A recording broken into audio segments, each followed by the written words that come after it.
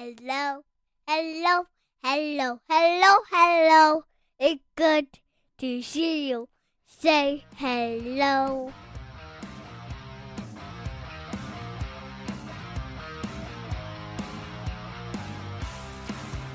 Welcome to the Huskies Hockey Podcast for our June extravaganza. Blowout, spectacular, heat sweltering, melting on the sidewalk type of stretch that we've been having here. So it's a good time to talk about puck. Andrew, this last month, how's everything been going for you? Been very well. It's been hot here as well, but as always, a dry heat. I understand that your heat is a little wetter. Yeah. It's if that's not a gross enough mental image. Just soppy is what it is, or as everyone's favorite term, moist. So last week it's been, 98, 99, 100 here, and so it was a good time for my wife and I decided, hey, let's go camping in a tent. So nice. that was wonderful. We actually went back to my hometown and stayed there. Obviously we planned this, months ago. We just picked a random weekend, and sure enough, it turned out to be the hottest weekend so far of the year. And they built an aquatic center, nice. It's got 2 slides. It's got a high dive. It's got just a springboard. It's got like a rock climbing wall, like that you can go into the deep end, and it falls, and pool and the little wading pool area. So it's a really nice setup. But it was nice to cool down, to get out of that heat from the tent, so to speak. And, back in the day, I was a lifeguard in my younger years at the swimming pool that is now closed, and they rebuilt, this new one in the site kind of in the lot next to it. But, I was going through the diving boards, and, it was just, nothing like a, overweight 40-year-old going on the diving boards. And then I just kind of thought to myself, you know what, I bet I can do a gainer. I've years ago, I've been able to do a gainer in the past, and I was like, I don't think it'll be that hard. I still know the fundamentals. I can do it. So I'm on the high dive. I just did one jump off of it. I was like, yeah, I probably could do it. So the next time I get up there, jump, and I get about 3/4 of the way around and right on my belly, just a massive belly flop.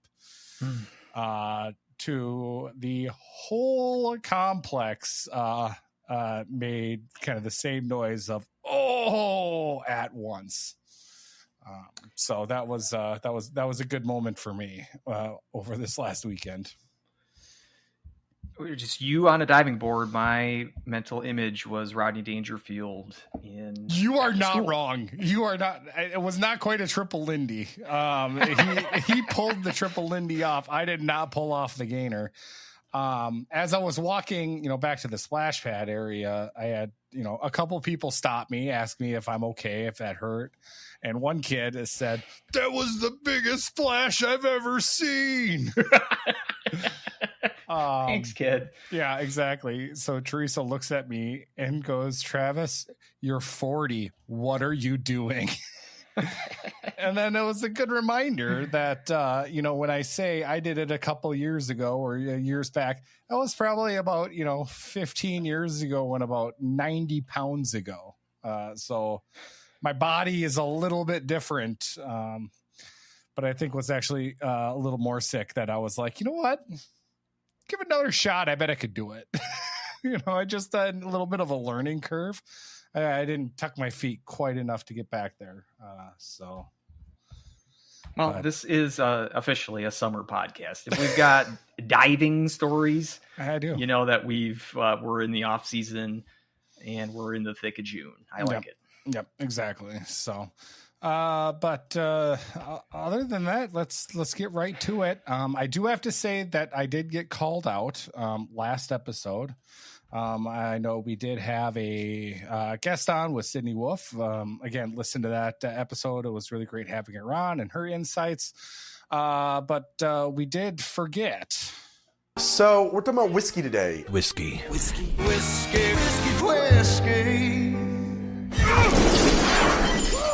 I don't like hearing this.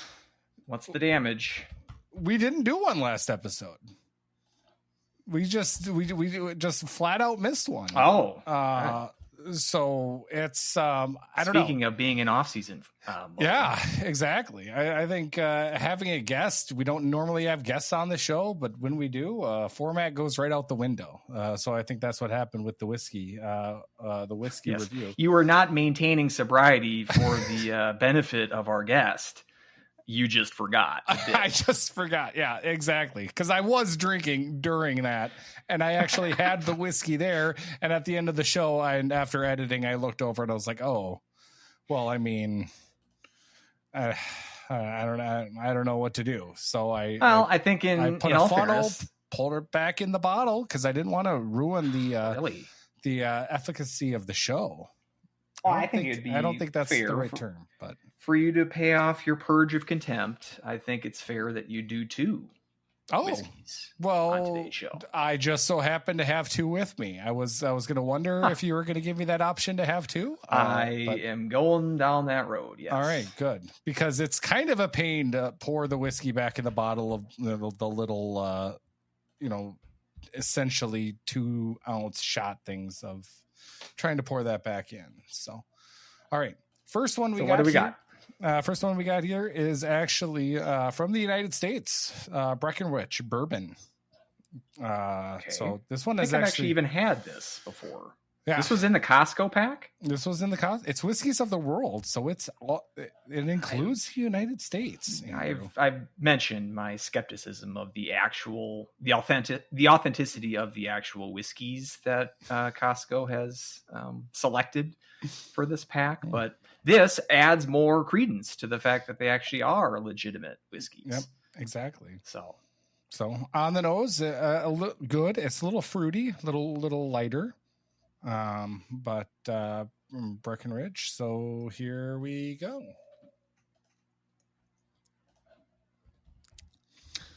Ooh, hey, that's pretty good. Sounds I'm good liking here. that. A good mouthfeel and a good aftertaste. This one's going to be pretty high up on the list here. I'm going to give this an 8.4. Now, I think. First of all, that might be in first place. Let me check the spreadsheet quick. Please do, and then Ireland got an 8.5. Ireland is still in first. So let me just. Were you familiar with Breckenridge whiskey prior to this tasting? Did you? Is this something like, oh, I'm familiar with this, so I'm going to like it more? I'm trying to think if there's a mental aspect to this. That very well could be, because this is a bourbon, and I am very much a fan of bourbon. I haven't had this type of Breckenridge before. I've had Breckenridge bourbon in the past and was okay on it, but I was also going up against other bourbons, which I really liked, so that's probably not a apples to apples comparison. Or maybe much of an apples to apples comparison, actually. Because it's literally bourbon. But it's good. It looks like the number 2 whiskey in the gate. Number 2 whiskey. Yep, exactly. And I guess it's no surprise that Ireland and the United States are 1-2. And the 2 is a bourbon. There might be there's a trend here. Countries that have a history of distilling quality whiskey are high on your list of whiskeys. And then this one that I saw that I picked that was next in the pack, and I will say that, we don't bring any type of politics or anything into this, but I found it interesting that this one was Israel. So I was like, oh, okay. Considering everything going on in the Middle East right now. But that was the next one on the list, so I can't ruin the clarification of this. I'm gonna just start mispronouncing words left and right. Not Just great. one whiskey in so far, Just so you one can't. whiskey in. To be fair, I think my first mispronunciation was before I had the whiskey. So Yeah, you can't really blame whiskey on your misspellings or your mispronunciations. no, it's just how I talk. I know you too good.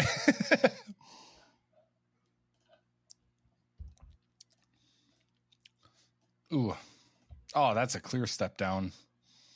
Yeah. 4.8. And is that the worst on the board? Oh, nope. Going down to a 4.6.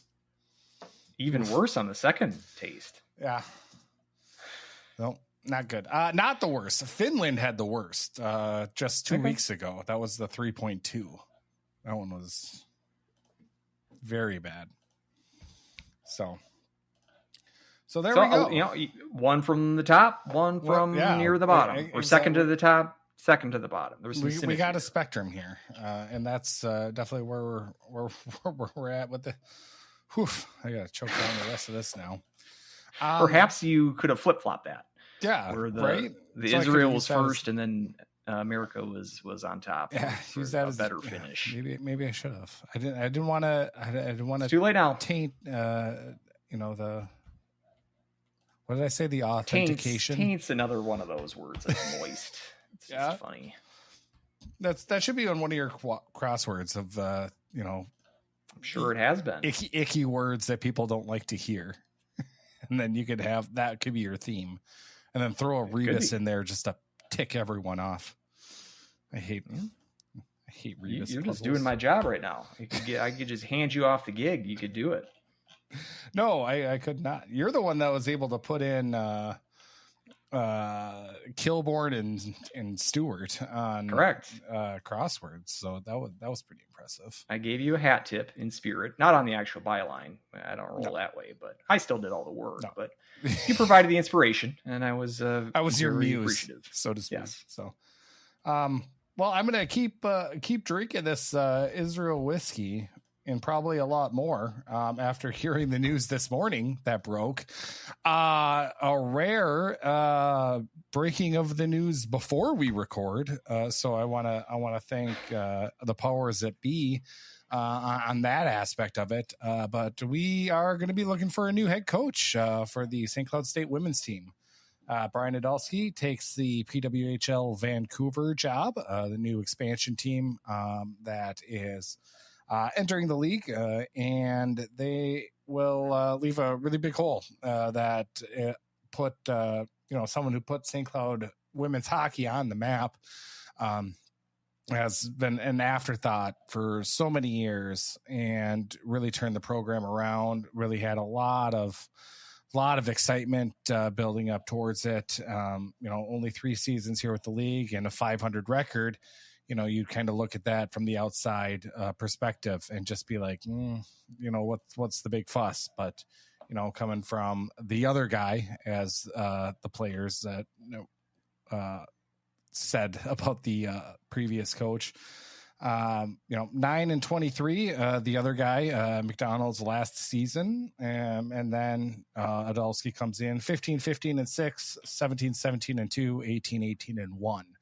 So 500 all 3 seasons in, a very tough WCHA and a very competitive league, but was in there with a lot of these games against, the top teams in the nation, the perennial powers of women's hockey. And we'll see what ends up here. But, 2 big questions that kind of come from this. First question is going to be obviously who's going to take the helm. I haven't been able to do a lot of research on who's out there. I don't know, Andrew, if you've had, but that's obviously, it's going to be a tough act to follow. But also With the coaching change, transfer portal reopens now for the women's team, I think for 30 days. So that's going to be opening up tomorrow. So by the time you listen to this, that transfer portal's open. So I'm going to be annoying Sydney Wolf and just going to be trusting her Instagram sleuthing. Good Lord. Sleuthing and trying to piece together some things and hopefully not a lot of changes from the what has been built here, but we'll see where everything kind of shakes out. But kind of, Andrew, what were your initial thoughts when you heard the news that Idalski was going to be going to the big leagues? Yeah, definitely a stunner. It took me a little bit to compute when I saw the post on social media. Congrats to Coach Idalski. My first reaction was maybe he was announced as a Olympic coach for this coming Olympics, having Olympic experience on his resume, Team China, at the last Winter Games. But no, I had to read a little bit more, and PWHL comes a calling. New expansion team there in Vancouver. Quick operation that's been settling there in Vancouver. They just announced that Seattle and Vancouver were getting their teams 2 months ago exactly today. April 23rd. Then a month ago today, May 23rd, is when when Vancouver announced their GM. They're hiring their GM, which is this Kara Mori from Princeton, who is their head coach, goes from head coach at Princeton to the GM job at Vancouver. And then she now hires a NCAA coach to take over the head coaching vacancy, as it will. I hadn't been a coach there before, obviously. Seattle also recently hired their head coach, not someone with NCAA experience. But the timing obviously is a big part of the news here for St. Cloud. You don't have a full offseason here to mull over a wide net, to cast a wide net of candidates. It's different than the last time that St. Cloud was in this position to hire a women's coach, where you got rid of McDonald. I'm sure Black Monday for coaches, the Monday after the regular season ends, or first round of the conference playoffs. So you're having 2+ months to get to a stage where you're fielding finalists for the job. Those finalists were announced around this time in 2022, and then hiring Idalski, around, again, late June, early July of that year. You don't really have that luxury this time around. We don't have the non-conference schedule announced yet, but typically the last couple of years, puck drops in the regular season in the women's side late September. So we're looking at a little bit more than 90 days until the regular season starts, and we don't have a head coach. So the move is, I'm sure, going to be a quick one, just out of necessity. You don't really have the luxury of a full off season to do maybe a more thorough search. And you have, as you mentioned, the factor of the transfer portal as well, and a recruiting pipeline that, if you want to go back and listen to that last episode with Sydney Wolf, it's a good one to recap the large amount of incoming players for St. Cloud, mostly on the recruiting side of things, also with transfer portal additions, which has been per usual in the Idalski era, or I guess we should say had been usual now that Idalski is no longer. But that's, you got to hope to retain at least a good chunk of those players.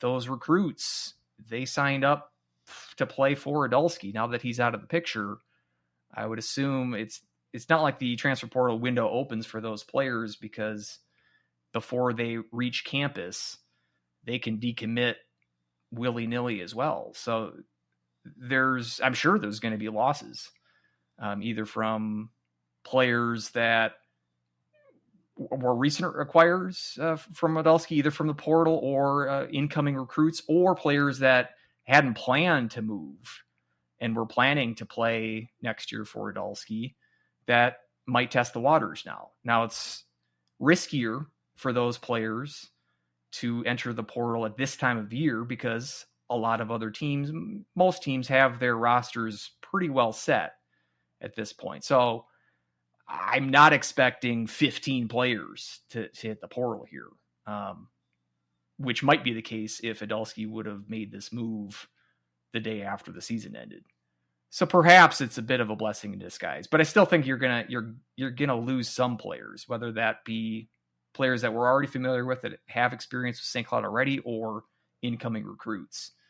And we'll see how bad the losses are, or how impactful the losses are. As far as who could be the replacement, again, I did do some digging. I don't say that I claim that I'm an expert on the women's side of the game, but just then I tweeted this out. From a Occam's razor perspective, I would think that it would be someone on staff. Mm-hmm. I think that'd be the easiest move. Now you got Janelle Sergier, who's been at St. Cloud as an assistant for 11 years, 4 different coaching tenures she's been a part of. She started the assistant gig at St. Cloud under Geeson, and then stayed until he was fired, stayed the entirety of the Rude era, stayed the entirety of the McDonald era, and stayed the entirety of the Idalski era. Now, if your goal is to retain as much personnel, i.e. not lose as many players as possible via the portal, now that it's going to be opened again because of this coaching move, that would be probably the odds-on favorite, would just be to hand it to the top assistant in order to mitigate the losses that you're going to get. Now, a variable there is it's possible that Sergiev isn't interested in the job. I'm not sure if she interviewed for the positions, either of the 4 coaches that she served under when those coaching moves were made. I mean, the fact that she's bridged as many tenures as she has is kind of remarkable. You don't see that too often with one assistant bridging 4 different coaches. You see it in the case like Mike Gibbons, who bridged the gap between a Motzko and a Larson. But Sergeyev might be in Gibbons's boat, where Gibbons just wasn't interested in a head job and was more familiar or more comfortable in an assistant job. So, and other than that, the other assistants on staff, Nora Ratti and Emily Ock, this was their first year on the coaching staff for St. Cloud. They're both very young candidates. So you wonder if those are going to be seriously considered. Again, I think that's just the easiest bet, is to get who's the most experienced member of the current coaching staff. But again, that Sergeyev might not want the job. At that point, I have no idea where you pivot to. I tweeted out that the 2 other finalists for the job in 22, when Idalski was hired, Molly Engstrom, who had been on McDonald's staff, well, she got the job shortly thereafter at Maine, where she remains. She's the head coach at Maine. So you got to feel like that's out. Eric Strand was the other finalist. He was the head coach at UW Eau Claire D3. He actually just resigned that position a month or so ago and took an assistant job with the Vermont women's team. So he's stepping up to D1, albeit in an assistant role, but he just took that job. You'd think that St. Cloud would have had interest in those 2 candidates. And again, if this was a full off season, we're rewinding this move by Idalski to April, perhaps they give Eric Strand a call, for instance. Probably not Engstrom. She's just settling at her job at Maine. Mm-hmm. But I don't think that's a move, either of those moves. I don't think those candidates are likely to be in the mix here. So it's tough. And who, just like rosters are for the most part going to be finalized around this time of year, coaching moves are generally kind of solidified by this time of year. Not just talking about head coaching vacancies, but assistants have typically been hired right around this time of the calendar as well. So you don't really have a full boat of available prospects among the coaching ranks. Now, this happens, though. I mean, last year I looked at the date of Maura Kroll's move from Duluth to Dartmouth. That was May 31st, which was, we remarked on that at the time last year. That was a late, kind of out of nowhere move. At Duluth, it should be noted, as in response to that move, hired their top assistant to take over for Kroll, Laura Schuler. And that worked out very well for Duluth. Another good year for UMD. So, I mean, late coaching moves certainly do happen, and teams are able to successfully pivot to plan B on relatively short time frame. It should be mentioned, we've been talking about this. We'll talk about this later in the show. We're talking about St. Cloud and finances and getting aid from the state for some needed upgrades to the Herb. St. Cloud State, it shouldn't need to be told to our fans that listen to this show, don't have the luxury of deep pockets. It's not like you can pluck a head coach that drives a hard bargain, so to speak. Idalski probably was at the top, like near the top of their budget when it comes to hiring a coach like that. A guy with not current, let's say, but a good track record, a long track record of NCAA coaching experience, head coaching experience with North Dakota, of course. I would be surprised if you're going to be able to hire someone with head coaching experience at the NCAA level, the D1 level at least. At this time of the game, midsummer, with the sort of lack of money issues that St. Cloud has, I don't see them being able to make a splash and hire someone away from a current head coaching job, for instance. So you're probably going to have to go a first-timer at the head coaching position. You might go pretty young. I mean, I was even looking at Courtney Hall, who is a graduate, or it would have been Idalski's first year, was her last year at St. Cloud. She's now an assistant at Union. Someone like that. But she's 24. I feel like that's a little too young. 28, 29, I think that's sort of legitimate to get a head coaching position. 24 with only a year as a assistant on your resume. I don't think they'd go that young. But it might be someone in that. It might be Ratu from the current assistant staff. Emily Ock. I mean, I don't think those candidates, can't put them in the basket of never going to get the job because they are currently on staff. I think that elevates their chances of at least getting a sniff for this job. So I don't know if you have thoughts on what I've spilled out here in the last couple of minutes. Go ahead. No, I mean, you bring up some really good points. I do feel, that's where, lack of information about, getting some of, resumes together or something in such a short amount of time frame is really kind of a tall task in just women's athletics in general. So I haven't been able to kind of look to see who would be out there or if there's some other, national teams or some older teams that have coaching experience or, like some assistants on some of the powerhouses, like, go after some of the assistants that, maybe Ohio State has on staff or Wisconsin has on staff or something along those lines. But it's going to be a tall task to replace somebody who's had so much pedigree, so much weight, and just such great results right out the gate as he had. To get somebody right on the brink of the national tournament where just maybe even you can debate a couple of bounces here or there, we would have been right on that, the right side of the bubble and right on the cut line, that we would have been able to go to the first NCAA tournament. But just looking at where St. Cloud is, this is going to be an incredibly pivotal hire because we have, not only are we on the upswing, but we've seen Mankato over the last year, especially. They've started making some moves. St. Thomas, especially, they're going to get a new rink as well. That is set to open up.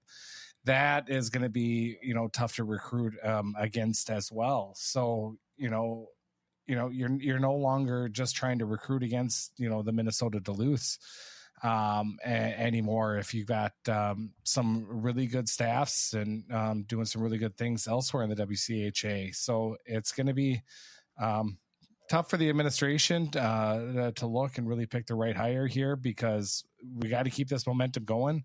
We got to retain what we have.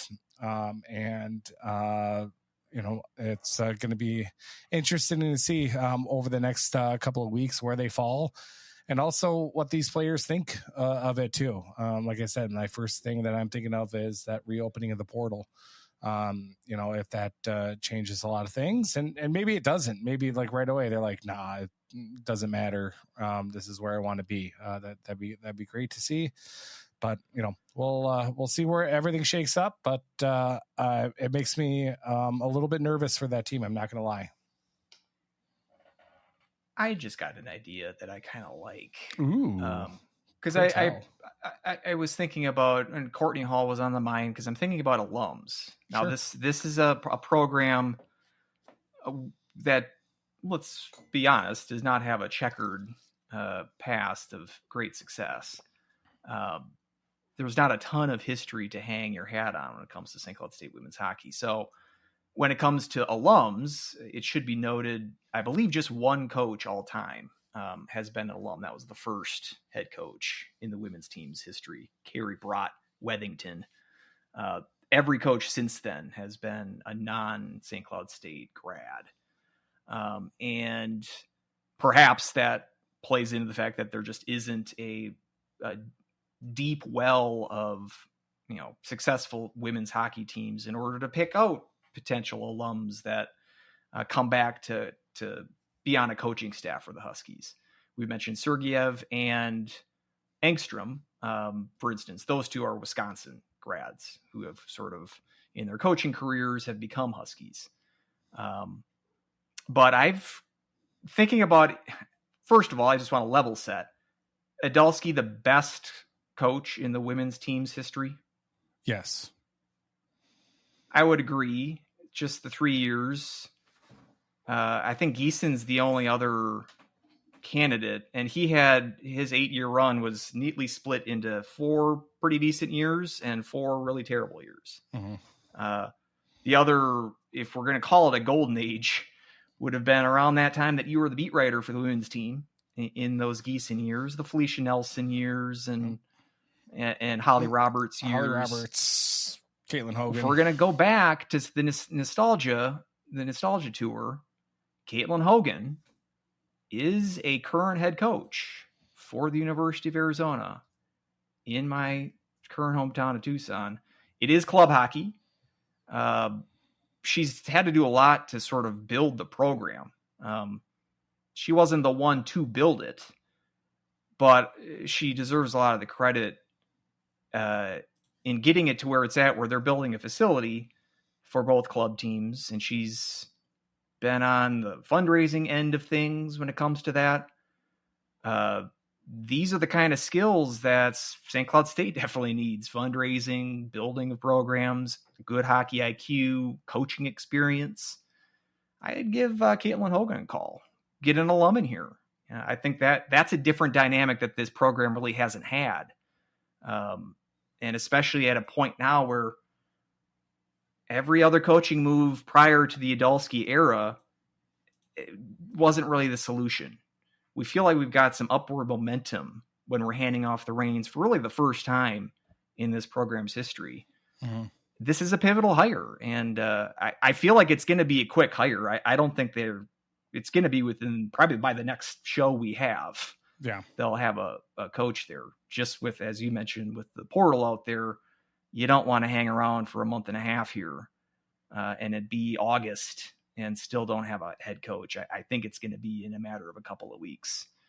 But if we're talking about limiting our field in terms of just with finances available and without the luxury of, current NCAA, either assistants or even head coaches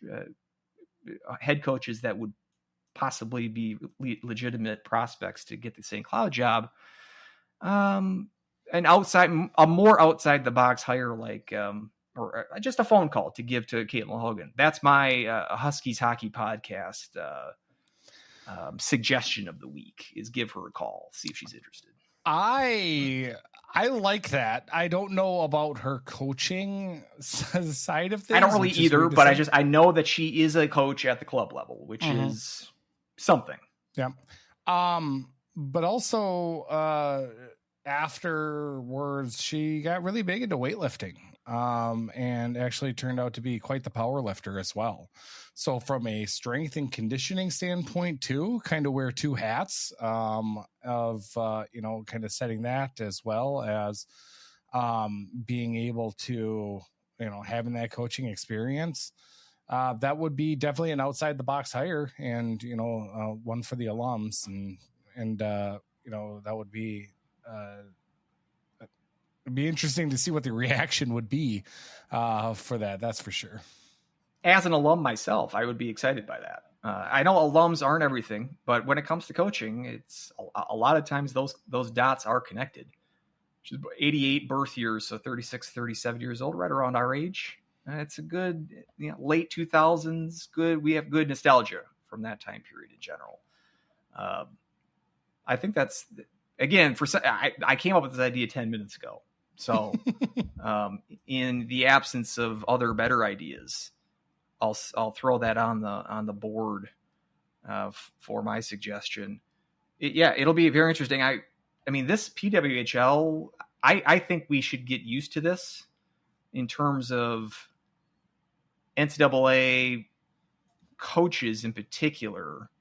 There being a much more, it's a much more of a feeder from NCAA to PWHL. So this is the third NCAA head coach that has been hired by the PWHL. Two as coaches, one as the executive. As I mentioned, Maury from Princeton taking the GM job with Vancouver. Idalski obviously taking the head coaching job there. Greg Fargo from Colgate got the New York job last year, and he had a great run there at Colgate.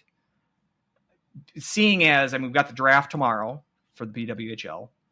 The NCAA is the main feeder league for the PWHL. Mm-hmm. This is different than the NHL. When, yes, college, we all know how well it's improved, but still it plays second pony to the Canadian juniors when it comes to fielding players for the league, in particular in its draft. It's much different in the PWHL. So from the coaching perspective, whereas NCAA to NHL on the men's side is still relatively rare. We're getting to the point of Carl being rumored for any vacant NHL job is a meme that's reaching maturity at this point.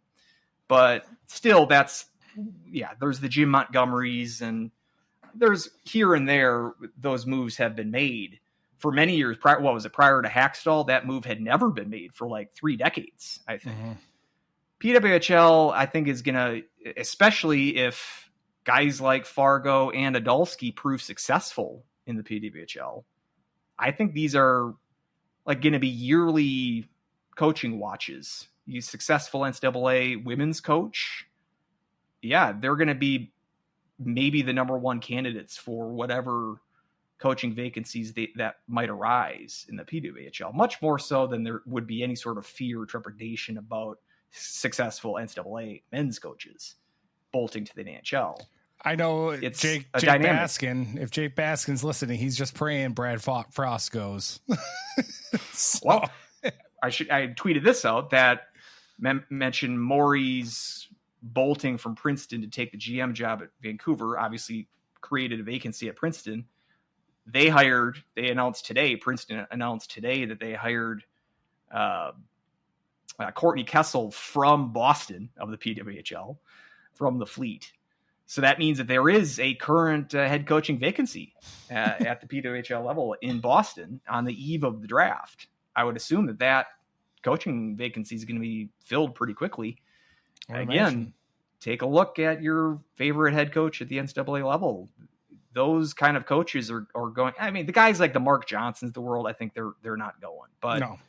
you know, I don't know, like Muzzerall. I'm sure that some team is going to offer her a bag of money if they haven't already, somewhere down the line. As long as the league continues to grow and add teams as they've already done in what's going to be year 3, I think this is a dynamic between the two leagues, NCAA and the PWHL, that we should get used to moves like this happening. I wish that this move would have been made earlier, just from the sake of St. Cloud being able to conduct a more thorough search for the Idalski replacement.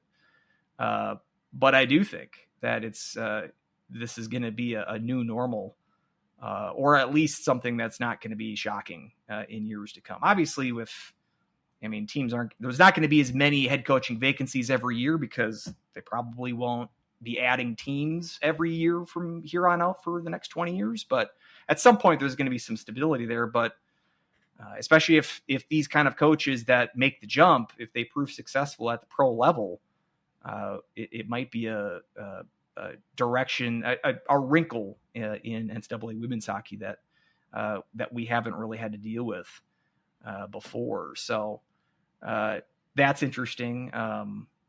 We mentioned the draft as well, just as we're on the topic. I would expect at least one Husky to be drafted next or tomorrow. Whenever you're listening to this, we're recording it on Monday the 23rd. The draft is on Tuesday the 24th. You got to think that Emma Gentry's high on draft boards across the league. You got to look at Sandy Ahola. If the team wants a good goaltender, you could do much worse in Sandy Ahola. Dale Ross, I'm sure, is going to get some good looks. I'll put it at I'll be conservative and I'll say 1.5. Huskies drafted in the PWHL. You're going over. Over. Would you go over at 2 point? Would you go over at 2.5? That is a little. Maybe, but I would lean on yes, maybe even more so that Idalski's there, maybe a little bit of favoritism. That's kind of my follow-up is, do you think that any of these players get drafted by Vancouver? I think that later in the rounds, if Ross is available and Vancouver's on the clock, I would be surprised if Idalski passes on Ross.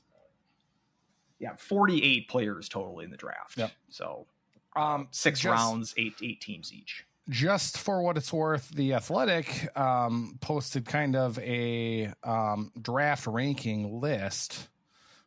They only went 1 through 40, and all 3 were on the list. Gentry at 21, Ross at 27, Ahola at 36. And I think I would have thought Ahola would have been the one who's not, just because goaltenders, there's less quantity of those, and just there's literally, we're looking at 16 total positions available, right. Like just total, regardless of and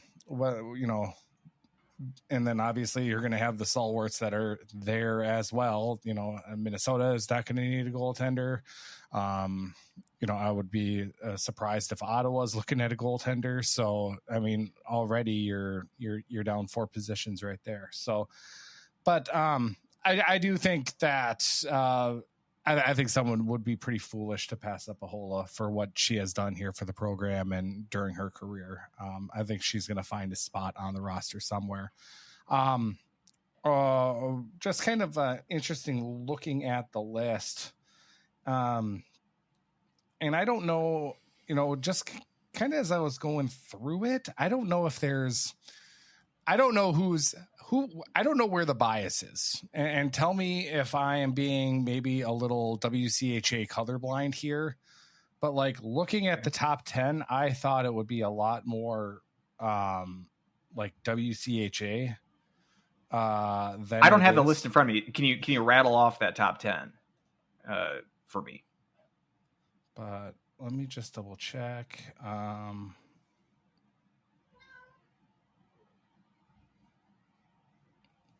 It's the first. Okay, so because it's got to be like I would imagine O'Brien is top of the list. O'Brien's number 1.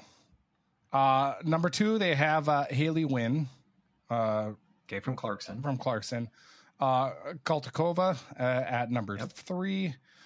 Gosling at number 4. Is that Clarkson as well? That's Clarkson. Yep. Gilday from Cornell at number 5. Cherkowski is the first right winger. I'm sorry. Again, Clarkson. And then finally at 7, we have Minkova from Minnesota. Oh, Minnesota.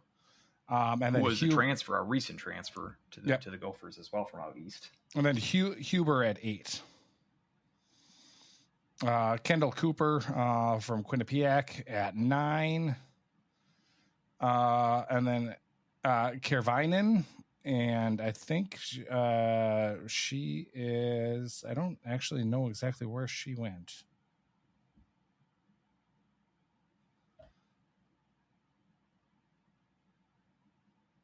But as you're mentioning, I mean, these top 9 names were waiting on the 10th, but perhaps that's not an NCAA player. I was going to say, like, all of these players NCAA. Yeah, this is not. This is SDHL. All right, so you're one out of 10 at number 10. That's the one non-NCAA prospect in that top 10 draft board. So it shows you kind of the dominance of how NCAA and the PWHL. It's an NCAA heavy league, which those relationships with the coaches I'm sure are going to solidify as well. So you don't like the amount of East Coast representation? Yeah, and am I the bad guy here, or is the Athletic being like anti-West Coast bias? Or, I mean, they are owned by the New York Times, right? So this is the East Coast media machine we're talking about here, after all. But where do they have, like, is Gentry the highest Husky on that list? I would imagine. Where is she? I'm going to say 21. 21. I was going to say like mid-20s. Yep. I got to feel like she's, but like behind Olivia Mobley. I don't know about that. Behind Clara Van Wiernen, you can debate that. I just don't have, we don't have the track record of how good the Athletic is when it comes to nailing PWHL mock drafts. Is there a Mel Kiper Jr. analog on the PWHL side? Yeah, maybe. Let's hold on to your list and then put it up against the actual draft board to see how much we should be taking stock into their draft speculation in years to come. I should say, with Gentry on the mind, I feel like her game is going to translate very well to the pro game. We saw that. We saw Himlarova be I thought a quality contributor to the Frost this past year. Not a star player, but I think a key role player for them. I think Gentry could be that sort of player, but even perhaps even more with more of a scoring touch at the pro level. You're wanting to butt in here. Go ahead, sir. Michelle Kervinen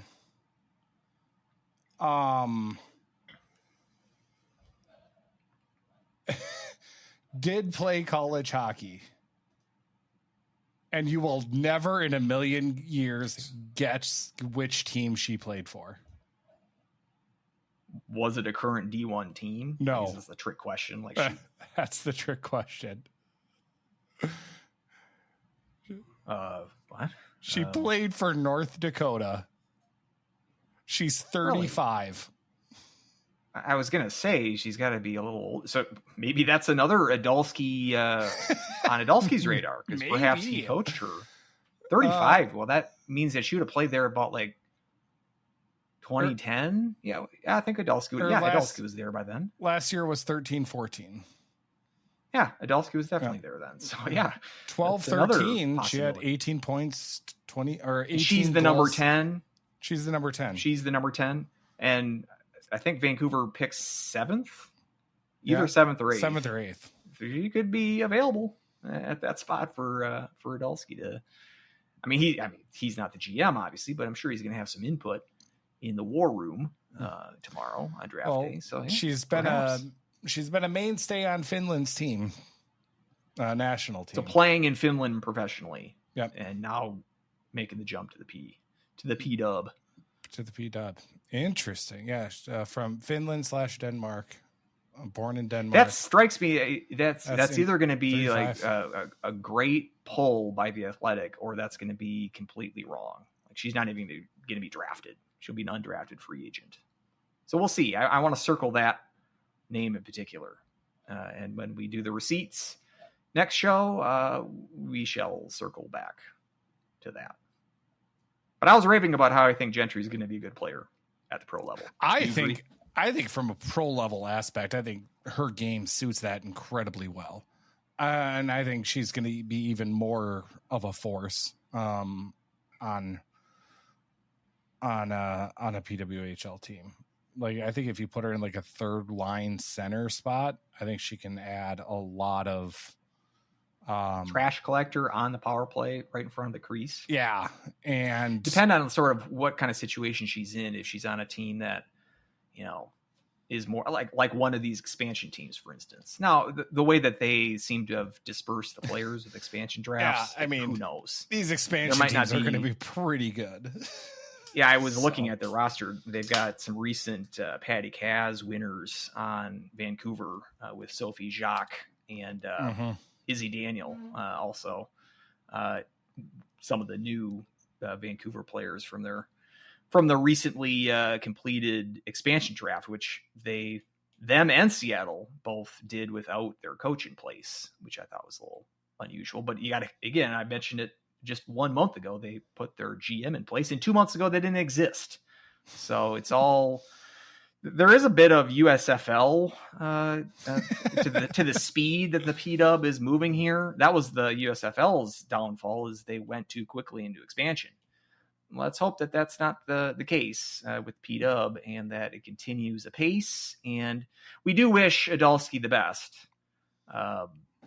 even though this was a bit of a gut punch. Very much so. And, it brings us back to the uncertainty of where we were pre-Idalski.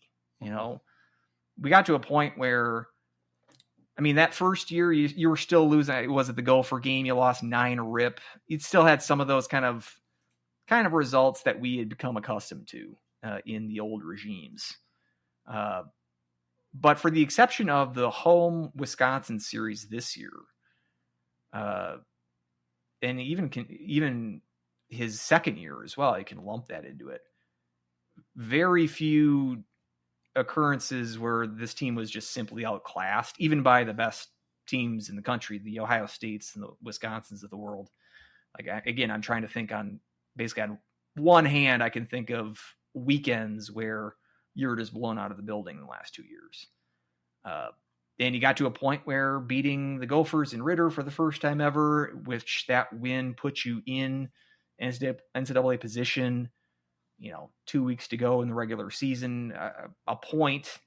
You can laugh if you're a fan of a traditional power on the women's side. You can laugh at that sort of celebrating that as a milestone, but it was a milestone in this program's history. You just feel like, I just hope we're not returning back to the days before that, where those kind of results were not even thinkable. And I hope that there's enough of a basis built that whoever takes over will inherit at least a good pipeline, and just continue the upward momentum. Because as you mentioned, it's not just the Huskies in isolation. The rest of the league, not to say anything about the powers, the Gophers and Ohio States and Wisconsins, but as you mentioned, Mankato and St. Thomas are up and coming, both with new coaches in their first year last year. Bemidji as well. I don't think Bemidji's at the level of those teams, but the league is always getting better top to bottom. Yeah. And so we wish the AD, Holly Schreiner, the best of luck in this search. And May all the good fortune be with you and hit another home run this time around, because we like to keep this upward trajectory going for the women's team. Just to put a bow on it, Ahola was the second goalie on the athletic list. At number 18 was Hannah Murphy, the Colgate goalie. I bet that Jake Baskin could probably do a better mock draft. Not really knowing much about the athletics PWHL coverage, but I just have a hunch that Baskin could do at least as good as what the Athletic is doing. So yeah, I'd like to circle back to see how well the Athletic did, just because I'm curious. But I like the idea of those three Huskies being drafted. But I'll say Gentry and Ross before Ahola just because of the numbers. But yeah, so I'll say 2, but not 3. Okay. Drafted. I mean, there's going to be players that sign undrafted deals, but I'll say 2 go in the draft tomorrow. All right, switching gears to the men's team, as their schedule was released, and they got some good news from the legislature. What do you want to talk about first? Let's knock out the schedule first. Okay, and then we can move on. Perfect. Do you want to head up the Garrett Raboyne greatest hits video montage that plays before the season opener? I think we could have a collection of greatest Garrett Raboyne moments as Augustana hits up the exhibition game. Well, it won't be his first trip here as head coach of the Augies, because remember they played the regular season series last year. Oh, that's right. That St. Cloud swept on homecoming. No that's less. Right. And I was assuming and we didn't that do it. We should. Well, we might. I wasn't in the building for it. Perhaps it did happen. I mean, it was, like I said, it was homecoming weekend. He is an alum, so he wasn't out of place. Perhaps they scheduled it for that reason. But I was expecting a return trip to Sioux Falls. I wasn't expecting a Augustana return to the Herb in an exhibition context. We were kind of thinking that might have been a Gopher date down in Mariucci. That's what we had. Perhaps that had been rumored or reported even, that their deal was to do a couple of exhibition games, and Gophers came to the Herb last year in the exhibition game, figuring there might have been a return trip this year down to Mariucci. But that fell through and or was never going to happen, or maybe it's next year. Who knows what the actual contract was? Mm-hmm. But it's Augustana as the season opener. Exhibition doesn't count for anything, but a good kind of tune-up on Friday the 3rd. And very home-heavy month of October when we're starting the non-conference. And it's that, Friday the 3rd exhibition, the 4th Saturday, a regular season game. So it's, again, kind of Last year it was Saturday, Sunday. Yep. So then St. Thomas is here at the Herb. Then we've got a home-and-home with Bemidji State. Vermont is here, and then Alaska Anchorage is here, and then Western Michigan is here. So like you said, except the trip to Bemidji on Friday, October 10th, very home-heavy October. Well, and for the first half of the year, going through the Christmas break, you're only leaving the state of Minnesota once, and that's a trip to Miami in mid-November. But you're going to Duluth, you're going to St. Thomas, which they had to split up the St. Thomas home and home, which they did last year. And they put the, as I mentioned, the first regular season game on Sunday at St. Thomas, and then they brought St. Thomas to St. Cloud around the Christmas break where World Juniors was happening. I think that was on a Sunday as well. I went to that game. I'm pretty sure it was on a Sunday. And so, but sticking out like a sore thumb, you've got that return trip to St. Thomas's brand new building on Veterans Day, Tuesday, the 11th of November. We got to look at what the last time St. Cloud played a Tuesday game. Is that the opener? No. Or... St. Thomas opens the building against Providence in the end of October. I don't know why they picked Providence to open their building. It seems like a weird candidate. If you want to put a patsy on the as your first opponent so you can win your opening game at your new barn, Providence isn't the team to pick if that's the thought process. But yeah, I did check that. That is not their christening of the building. I didn't know if it was kind of like a mid-season opener. I think I was just looking like at St. Amsoil. I think did that. I think their opener, like when they first came in Amsoil, was like in January or something, like mid-season. It was in the Christmas break. It was halfway through that 2010. So 2010, 2011 season, I believe, the year that they won their first national title. That was a split year.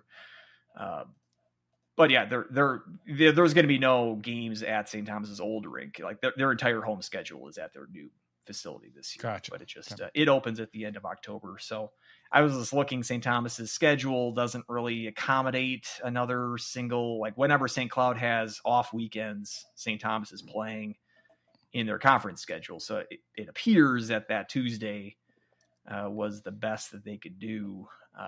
It's weird. I'm not a big fan of it, but I'm not averse to midweek games. Yeah, I feel like there should be more of them. Yeah, a little East Coast flavor here in the West. Oh, not to tease a future segment of the show when we talk about like changing NCAA tournament stuff. We could have like various ideas on how to change NCAA. If you have any changes that you propose for NCAA hockey, one of mine would be to shorten the season, and the way to do that would be to play more midweek games. And so I'm not opposed to it in general, but just in this schedule, when that's the only one on the whole slate, and then you've got 10 days off after that game, it's just a little strange. But it is what it is. You've got at Amsoil on the 7th and 8th, and then the 11th at down in St. Paul. So it's, and then like you said, 10 days off before. You've got the Miami trip, where you got a week off. So you played the St. Thomas game on Tuesday the 11th. You've got that following weekend off. So then you don't play until the 21st and 22nd at Miami. Then you got the weekend of Thanksgiving off.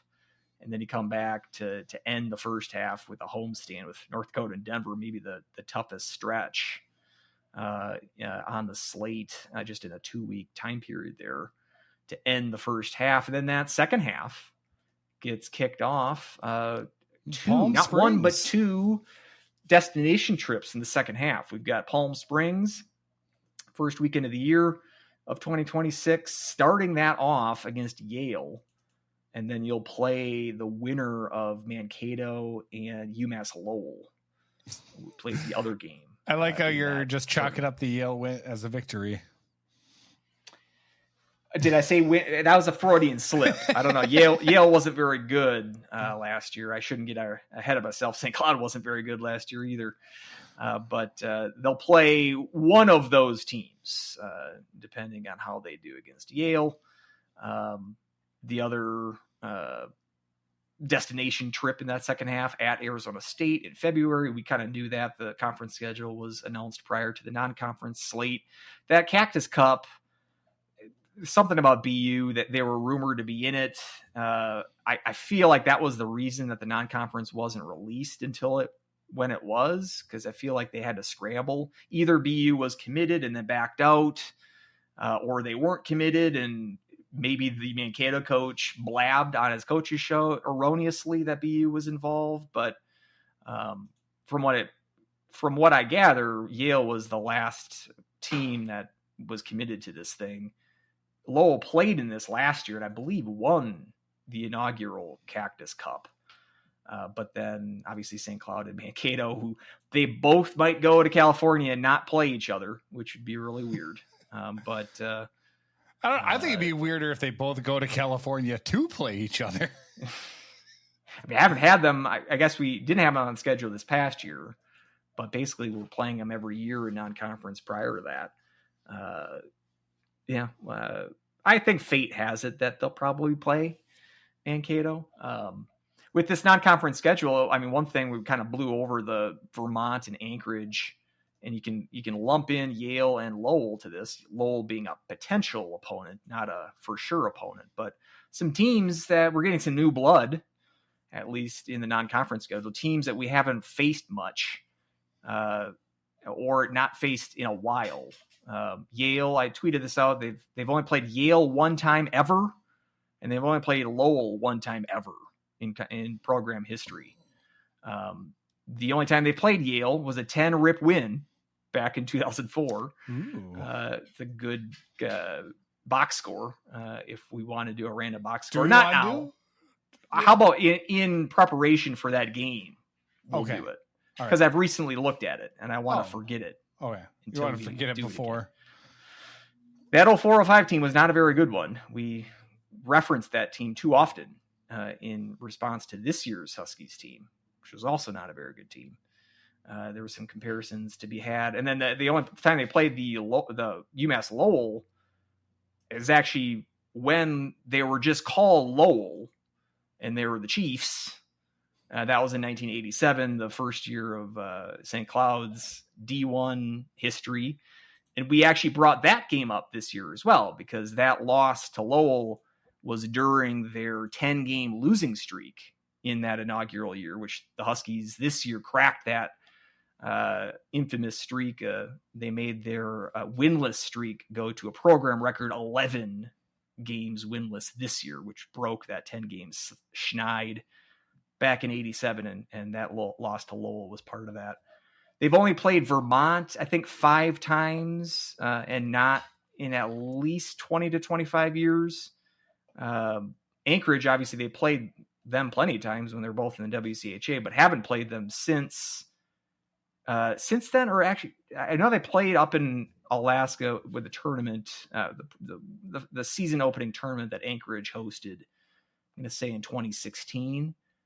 But I think that's the only time they've played Anchorage since the conference split. And so they wouldn't have played. Anchorage hasn't visited St. Cloud since the 2013 playoffs, and when St. Cloud swept them. And of course, infamous history between those two teams. Anchorage has only won one game ever in St. Cloud, with Dave Shayak at the helm of the Seawolves for that one win in 2011, 2012, somewhere in there. But St. Cloud's historically dominated against the Seawolves, especially in St. Cloud. We'll see if that stays the same. This isn't, let's say, the most difficult non-conference schedule. We don't have a Boston College on the schedule this time around. It sounds like that return trip to BC is going to happen next year, which also sounds like the Vermont return trip will happen next year. So potentially 2 Eastern trips next year. And I'm wondering if that's going to be on back-to-back weekends, if they can maybe mitigate travel. I'm not sure, but no Michigan, which they played them the last couple of years. It's a team, and we're talking about an 8th place team in the NCHC. So loading up on a tough non-conference schedule, I wouldn't say is a priority for this team. What do you think of the non-conference just slate in general in terms of the quality of the opponents? And is it intriguing? Is it kind of blah? What do you think? I mean, obviously it's a little more blah than, the last couple of years when you've had the BCs, the Michigans and whatnot. Switching those essentially, with the Alaska, Anchorage, and Vermont. I don't really get too wrapped up in who we got for non-conference that, as much as maybe I used to. And I used to a lot more when we had like the Canisiuses come in and maybe the Robert Morris, back when I was in college. So, Vermont, they're not, quote unquote sexy or anything like that. But, I liked, seeing Alaska Anchorage, come back. I think that gives maybe a little bit more of that old WCHA kind of flavor. And in the future, I know we've got Michigan Tech on the table as the hosts of the Chasing McNaughton podcast. We're able to break that. And that is the trip actually that's been on my bucket list. I've always wanted to go up to Houghton for a Michigan Tech game. Did they say on that podcast, by the way, which year St. Cloud's going to Houghton? I don't know. I don't know what year they said that your tweet or whatever the message that you had said it was going to be the 25-26 and 26-27 years. Yeah, but I'm not sure they didn't where say which they ones. are. No, I would assume if we're talking about the Vermont trip and the BC trip coming next year, the 25-26 season probably means, I would guess that the Tech trip would be the home series for St. Cloud in 25-26. Would imagine they're making 3 trips in non-conference in one season. That's just my guess. But I am planning to go to Vermont for that series. Oh. It's a good bucket list. Never been to the state of Vermont. Heard it's beautiful. Probably be in October, which would be a good time to go. Leaf peeping season, so to speak. So I've heard their building is kind of an old charmer. So I am looking forward to that. And again, it's random, weird. Who knows when they'll ever play Vermont again. Mm-hmm. So I would look forward to that. And I would also, the same sense, I would definitely want to go to Houghton because that's a trip they haven't made in 15 years and they might not make it for another 15 years after that. So yeah, excited to get, if not new blood, it's not like we're seeing teams for the first time ever. I'll get to that in a second here, but we're seeing some teams that we haven't seen in a while or seen very infrequently in the case of Yale and potentially Lowell, still building rivalries with the St. Thomas's and Augustanas of the world. That St. Thomas rivalry should definitely kick up a notch with their opening of the new building and then them transferring to the NCHC next year. So excited for some new rivalries to take shape. Speaking of teams that St. Cloud's never played, there's 9 teams. 9? That St. Cloud, 9 current D1 teams that St. Cloud has never faced in their D1 era. I am not counting Tennessee State among these teams. It sounds like Tennessee State is counting Tennessee State. I'll give you a couple of these. I mean, the independents, they haven't seen Linwood. They haven't seen Long Island. They haven't seen Stonehill. Sure. Do you want to take a guess? The other 2 conferences, they've played all of the ACAC. They've obviously played all of the NCHC. They played all of the CCHA now that they've got Augustana off the board. And they've played all of Hockey East. So it's down to Atlantic Hockey and Big Ten. Atlantic Hockey and Big Ten. Well, I could name a couple Atlantic hockey teams that I know that they've played. Sadly, I know that they've played Air Force. Correct. I know they've played. I'm going to go Bentley. Never played Bentley. That's one. You've got 4 teams in Atlantic Hockey that never played. So Bentley's one of them. Bentley's one. I want to say we've played, obviously we know Robert Morris. Yes to Sacred Heart. For some reason, I think we've played Niagara. Maybe we have lost my list. Keep tap-dancing. Keep tap dancing and I'll just double check I had my list here, but I lost it for a second. But just keep rambling and I'll get to it here. Mercyhurst, Rochester, Holy Cross, Army.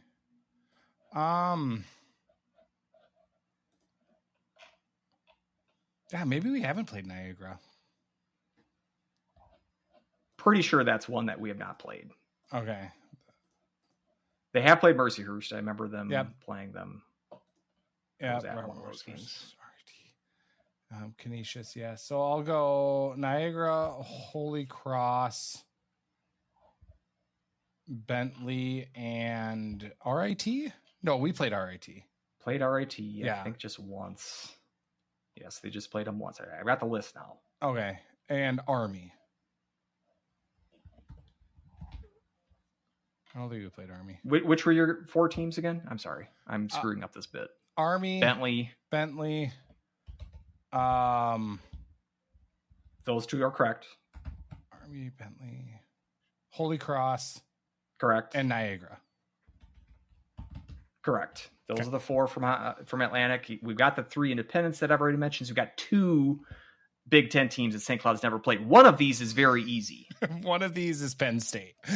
One of those is Penn State. So what's the other Big Ten team that they have never played? All right. Well, obviously we're crossing off Michigan. I'm going to put a pin in Michigan State. Obviously Minnesota, obviously Notre Dame. Thank you, Nick Dowd. Penn State already have, obviously. They played all those teams in the tournament: Michigan, Minnesota, and Notre Dame. Yep. So what do I have then? Ohio State or Michigan State? Ooh, that's a tough one. I want to say we played Ohio State. I'm going to go with Michigan State. Correct. They have never played Michigan State. They've only played Ohio State once. And I think we mentioned this on the show several years ago. They played them in a season opening tournament. Again, in that 20 years ago time period, 04, 05, 06, somewhere in there. But just one game ever against them. But never have played the Spartans. And we don't get to see Colin Ralph this year in Spartan Green. But just the 9 teams that they've never played. Gotcha. And at least revisiting teams like Yale that they barely have ever played as well. So an interesting schedule, if not maybe the sexiest. We've got some opportunities. Well, at least we're going to see a lot of green in October. Bemidji, Vermont, Anchorage, all back to back to back. We're going to be sick of green by the time North Dakota comes in December. Well, I'm always sick of green when North Dakota comes, so it fits. And Bemidji, I think I teased this on the last show. I believe that's going to be my plane trip this year. I have actually never been to the Sanford Center. I've never been to Bemidji for a hockey game. Oh, yeah. I think I've only been to the city once when I was a kid to cross the Mississippi or do some Mississippi or Paul Bunyan related tourist kid stuff. So early October seems like an ideal time to go to Bemidji rather than, say, early January. So I think I'm going to scratch it off the list. Tentatively, that is my plan this year, is to hit the Bemidji home and home. I'll obviously go to the home half of that as well, but cross Sanford off my list of rinks that I've visited. If you wouldn't let me look at the box score for 10 rip for Yale. Not yet. Will you let me look at the box score for 6-2 victory over Alaska Anchorage? Was that the last? Was that the last home game they played them in 2013? Nope, that was at the Kendall Hockey Classic in Alaska. So this is 2016 or 2015? 2016 season. Yep. So October 10th, 2015. So this was a good season. If you want to look at the names on this and just cry of how beautiful they are, Bennick. There's a lot of Bennick on this box score. We're doing this box score. You piqued my interest. Only one goal from Joey Bennick. Kosela. Kosela, 2 assists. Patrick Russell? Russell, 2 assists. 2 assists. Hey, there you go. How many goals do I have? Just the one? I think you only have one Bennick goal. Brodzinski was gone by then, Correct. Right? Yep. Who else was on that 16 team? It was a great team. Asamont? Asamont did not have a point, and in fact was a -1. Ethan Prow. Ethan Prow was on the score sheet. 2 assists. God, this team was fun. Just everyone had 2 assists. or Judd Peterson. Judd Peterson with the shorthanded empty netter. Really? Assisted by Ben Storm, who played center this game. That's probably wrong on CHN. He played forward, obviously. I don't know if he's ever played center. This was on collegeHockeyStats.net. So I'm skeptical. I take this as Bible. Bob had him taking face-offs. I take this as Bible. So College Hockey Stats. Oh, rest in peace. I love this site so much. Am I missing like some obvious ones here? Oh yeah, you're missing the number one obvious one, I think. I don't know how I could say it without giving it away. Oh, Newell. Nope. Newell isn't on this roster. Yeah, I'm getting my years mixed up here. Schultz? Schultz did not have a point. But he played on the team. So Yep. Again, I want to make sure my years are right. Yep. Left wing. I thought that Bennick would left wing. Who played left and wing Kosela. with Kosela and Russell?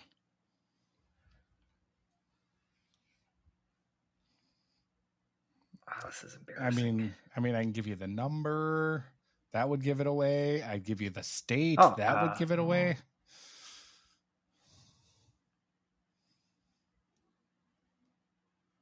Jackson? Robbie Jackson. 2 goals. God. Oh, my brain. Yeah. I'm not in hockey mode. This is June. That's it. Judd Peterson with a goal. Jimmy Murray with a goal and an assist. Murray. He was with AC Mont and Winnicki. But Lindgren in net then. No, Raiola played this game. So Bob thought this was a easy enough weekend. Well, this was a goalie competition probably between Lindgren and Raiola. I'll see. I think this would have been the first weekend of that year. And he probably was thinking it's Anchorage. We can get Raiola some minutes. Yeah, it was. The exhibition the week before was against Alberta.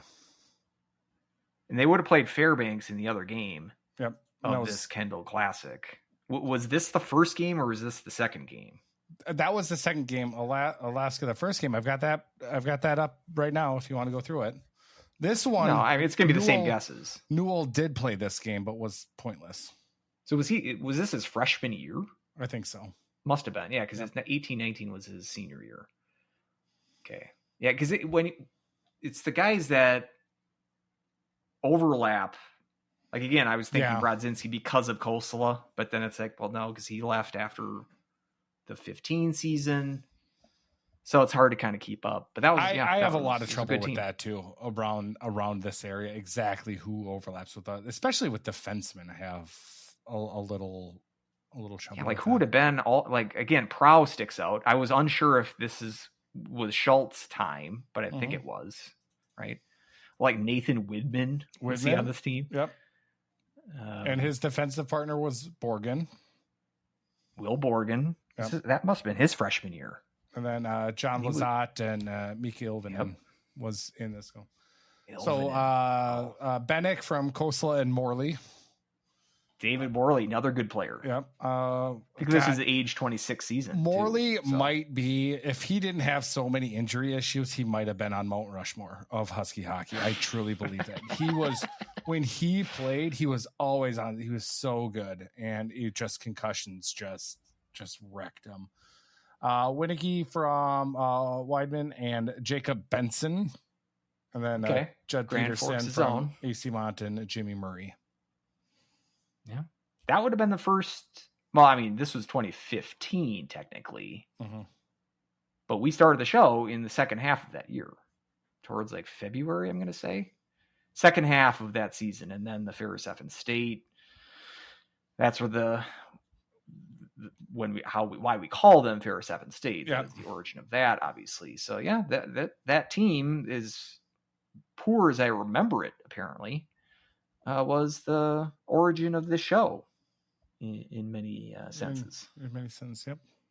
But yeah, hold off on that Yale 10 rip win because we'll get to that closer to the Cactus Cup, which also I should mention planning on traveling. That will be a drivable. Yeah, that's a hop, skip, and a jump for you. About 6 hours of a drive, so it's not I would say it's farther than a hop, skip, and a jump. Hop, skip, and a triple jump. It's 3 hops, 3 skips, and 3 jumps, let's say. But that's fair. Planning to make that trip, obviously planning to make the Arizona State trip. That one is 2-hour drive for me. That one's a hop, skip, and a jump. Any, like you mentioned Houghton sort of being on your wish list. I mean, I know the children made a cameo appearance prior to us going live here, but I know that is a wrinkle perhaps in some sort of travel plans. Any of these sort of getaway weekends, are they making you at least look up flight prices? Are you interested at all with some of these exotic destinations for us? I mean, the California one, that does pique my interest. And I do wonder, like, Lowell, are they billed as the defending champ? Is it the champ is in the building situation? Do they get an automatic return bid every victor? Or are they the default? So that'll be kind of interesting. Just for funsies, just because you talked about RIT and we've only played them once, I do have that box score up too, because it's off season. Screw it, why not, right? And again, all these teams like Yale, American International, we know the context of that meeting, but UConn, all these teams that he played only once are usually tournaments, either the NCAAs or in-season tournaments. Like, this was the Maverick Stampede in Omaha. I was going to say, I thought it was the Icebreaker. I knew it was in Omaha, but I didn't know. It was October 8th, so it was... What did that spell? Like 2011? 2010, 2011 season. So 2010 is when the game was, like October of 2010. Yep. And if you want to go... I'm gonna with that era, I'm gonna lead off with Lash, and then I'm gonna go to Rowe after that. My Lash, 1-2 punch. I think Lash was gone at this point. Actually, you're right. No, his last year was 09-10. Rowe was still there though. Rowe was still there. Yeah, he had an assist. Well, see, like, guys, this is another one of those transition times because you had like LeBlanc would have been there. Yep, pointless. I don't know if Dowd would have been. I don't think Dowd was on this. No, Dowd wasn't on this team. Dowd was on this team. He was on this team. Yep. Was Dowd on the? Did he make the box score? Nope. See, this was that Cam Reed. Can't read. Did he make the box score? He did not make the box score. I'm looking to see because this has been the year that he left mid-season. It could have been. Let me check the roster this year. This was the year that he bolted mid-season. I know that because this was the infamous Florida trip at mid-season. Chris Hepp, this was Mosey's last stand. Hey, he's what I named my Twitter account after. I'm going to guess Tony Mosey made this box score. Yeah, the Florida College. That's right.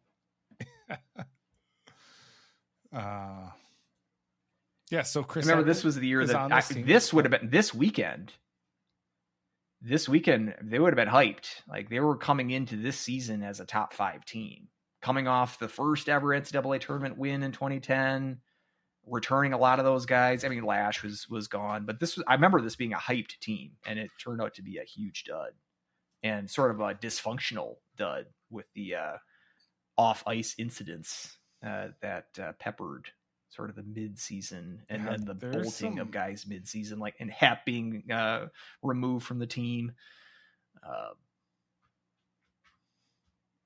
But yeah, I'll say Hanowski. Yes, Hanowski from Nick Jensen and Jared Fessler. Like guys like Jensen being on this team. Fessler. No, one of those ones where you had those late, like Lash, the teams that Lash kind of anchored, but then you also had the guys that would take you to the first Frozen Four team as young guys on this team. Yeah, defensive pairing of Hep and Jensen, Lordson and Taylor Johnson, Kevin Gravel and Brett Barda. Good old Brett Barda. God, I love Brett Barda. And then Nicholas Ryu played left wing. So they had a thing in that time period with the alliterative B names: Brett Morgan, Brooks Birch, Brett Barda. They had a thing with the letter B.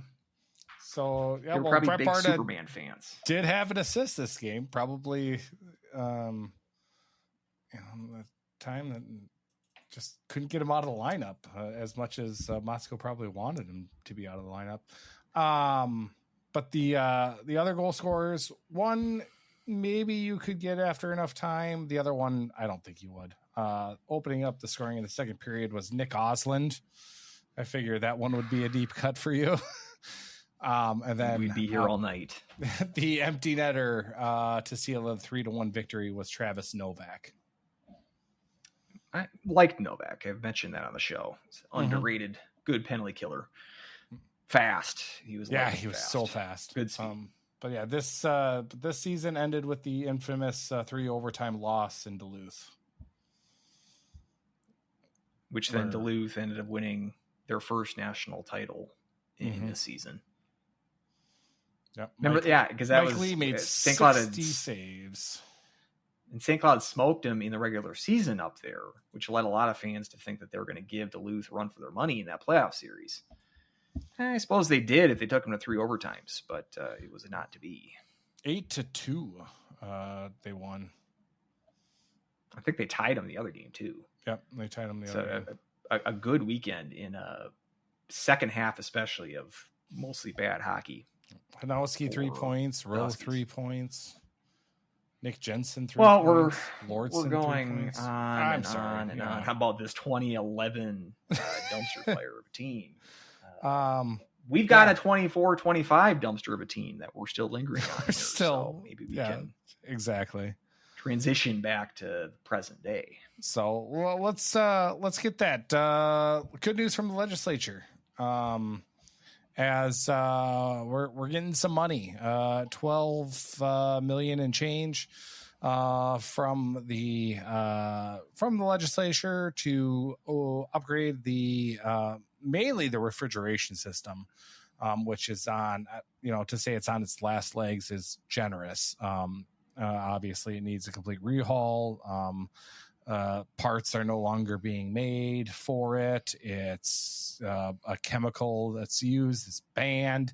So there's a whole bunch of reasons why this needs an upgrade. Finally, it got approved, and we're getting that upgrade. So, construction is set to begin probably at the end of next season, but that's kind of a rough timeline. There's a lot of paperwork and a lot of additional filings and bids that have to be approved before. But as of right now, planning on shrinking the practice rink down to NHL size, 200 by 85. I do kind of snicker at the quote that they're going to shrink to more of a hybrid size of 200 by 97. So it's for the main sheet. Yeah, it's not even getting a rink diet. It's getting a rink, I don't know, cleanse, I guess. Maybe just shedding some water weight, I guess, and just 3 feet narrower. I think it'll be fun to say, it's not Olympic size. It's only 97. But that's what the initial plans are for. And obviously with the sight lines and the views, it makes sense. I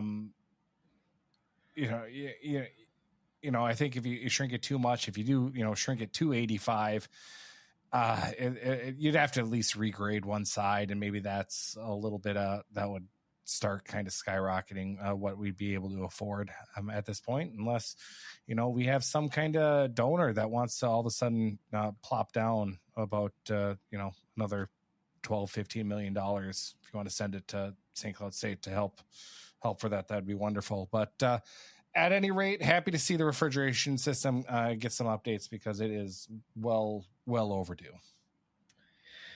Indeed. The general maintenance at this point is more what this gift enables. There's this probably, we look back at the renovation that the Herb got in 2013, or that was unveiled in 2013 with the the south side facade that was built.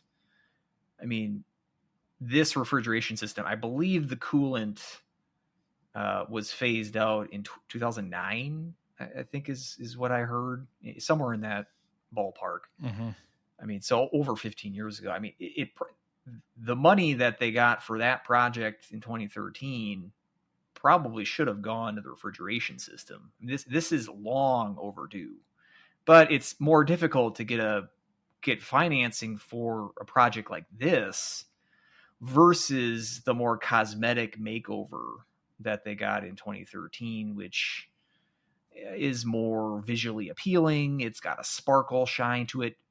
If this is all that this money is going to do, is to upgrade the refrigeration system and slightly shrink the rink, casual fan won't even realize that 13 million was dumped into this facility. And those kinds of aid packages are more difficult to finagle when we're talking about state legislatures.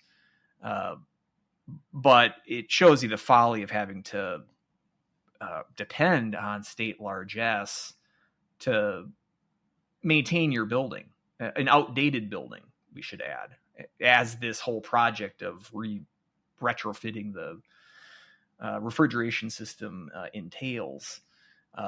I've got a birdie in the MnSCU system who has some knowledge of this. I'd like to see how exactly they shrink the main sheet. I think you hit it on the head there. The logistics of shrinking the main sheet and making that aesthetic in the building, to the fans, to the existing stands. I mean, every time these Olympic sheets get shrunk, whether it be Mariucci, whether it be Mankato, whether it be the Kohl Center, Northern Michigan recently did this. They tend to be awkward retrofits because there has to be something. There was always some empty space that needs to be accounted for. And they're difficult projects, I think, to retrofit fully to the 200 by 85 NHL. Like most of the projects that shrink from Olympic size are going to like 90 or 92. I think that's what Mariucci did. It's not a full 85 or 200 by 85 shrinking to NHL size, but there's a trade-off inherent in shrinking the rink, but also keeping some sort of integrity with the existing stands. And what's the rumor we hear is you can't really dig any deeper with the water table, the proximity to the Mississippi River, having to rejigger all of the concrete that supports the stands is a project that's probably undoable. I'm sure there could be some sort of like collapsible seating you could do on each side with the extra space that you're making. But still, that can be ungainly as well. And it might only be feasible on one side of the rink. So there's logistics that have to be considered when you're reshrinking this. Whereas the practice rink, as you mentioned, they don't really need to consider sight lines or fans of any sort. So it's much easier to shrink that down to NHL size, which would be nice if you want to have a practice sheet. If you're playing on a NHL rink that coming weekend, I don't know if they do this every time they have to play on an NHL sheet, but the Huskies, at least in the past, have had to gone to the MAC in order to practice. If they want to practice on an NHL sheet, at least that inconvenience won't be necessary after they shrink the practice rink down to NHL size. So there's a benefit there, but it's again one of these benefits that don't really they're sort of under the radar. We don't notice them as casual fans as, ooh, this looks like a shiny new upgrade. Mm-hmm. It's more of an under the radar kind of maintenance type of upgrade. I do think it'd be nice for parents of youth hockey that have games at the practice rink, because as of right now, the practice rink, like the stands there at the practice rink, are essentially non-existent. I mean, at one end of the ice, you have like 2 or 3 bleacher seatings that you can go. If you could add on, on the other side, you can probably add about 4 or 5 rows all the way across. It'd be a lot more better viewing experience, and maybe more games can be, used there for youth hockey, grow the game, et cetera, et cetera. So that I think that'd be that's kind of a benefit I don't think a lot of people have been talking about. Which the champions of this bill or this aid package that was earmarked for St. Cloud were wise to bring up in their touting of this bill, is that this is not just St. Cloud State's home rink. This serves as a community rink to some degree. St. Cloud State is their main tenant, of course, but serves the community at large as well. And that especially is important when, as we'll talk about a little bit later here, St. Cloud as an athletic department and as a school at large has been sort of trending the wrong direction in terms of this gift shouldn't necessarily be, and I don't think it's being billed as such, but it really shouldn't be viewed as some sort of investment that the state intends to get back on its investment, other than the aspect that you're bringing up, as it has a value in terms of outside of the context of St. Cloud State hockey, in that it serves a purpose for youth teams. I don't know. Do the St. Cloud Crush or whatever they're calling the Tech Collective, do they play their games there, or is that all at the MAC now too, since I've left? I'm 98% sure it's at the MAC. I think their banners are hanging at the MAC. I think you're correct. I know at one point Tech used to play there. That was their home rink. There was a youth tournament that my dad was, when he was coaching Bantams. I remember going to a tournament that they had at the main sheet at the Herb.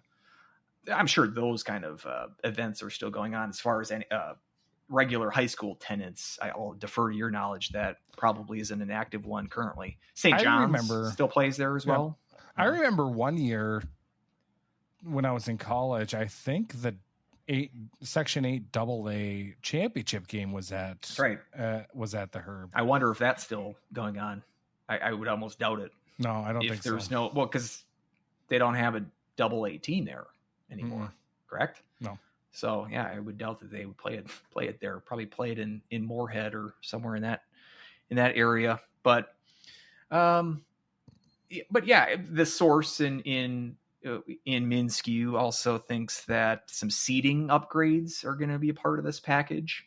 I know that you, Weldie, have mentioned on the show your desire to upgrade out from those plastic pre-molded, fixed in place armrest, sort of uncomfortable seats on the first level.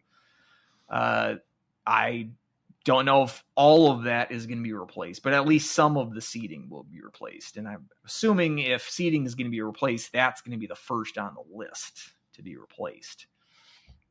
So that could potentially be part of this package as well. But most of this, because most of it's going to the refrigeration system in general, most of it's going to be things that we don't really notice if this will improve. And we've always kind of brought this up. We're not sure if this is actually the case, but the issue with the pegs that's been flaring up over the last couple of years, we're, speculating perhaps if the deteriorating ice sheet has some sort of factor in the amount of times that nets are dislodged. If that's a upshot of this upgrade, I'm definitely for that. And I'm definitely for the decreasing amount of conspiracy theorizing on broadcasts that opposing goalies, not St. Cloud goalies, but opposing goalies are kicking nets off on purpose. That would be nice.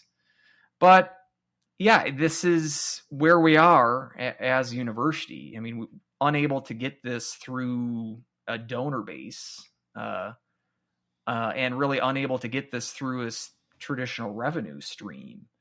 And so this was the best bet in order to get this long overdue, as we're mentioning, 15 years probably in the making. This upgrade needed to happen. It comes to this with a nearly $13 million price tag picked up by the taxpayer base. It's nice. Obviously, from a selfish standpoint of being a St. Cloud State hockey fan, this enables at least it takes off the table the idea of a true disaster, like the ice sheet becoming literally unplayable, which that probably wasn't going to happen in the next year. Let's hope it doesn't, because as you mentioned, this project probably won't start until next summer. This is, my source tells me, the replacing of the refrigeration system is not an easy install. You have to essentially dig up the entire concrete bed in which the ice is frozen on, and replace all that piping. It's not an easy fix. It's a complete overhaul of that system. So let's hope that this current ice sheet can at least make it for the next year. But there probably was a time, 3-5 years, whatever, if you didn't address this, that it could have just completely broken, to the fact that you might have to make emergency moving of games to the MAC or other areas. That at least seems to be off the table, which is good.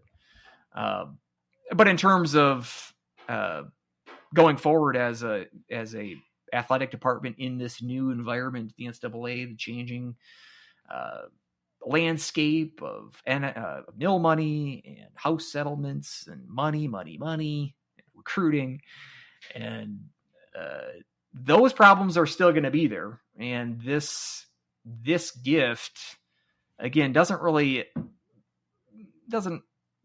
make St. Cloud more possible to dabble in that new landscape than previously, but it at least gets you to a point where disaster is off the table.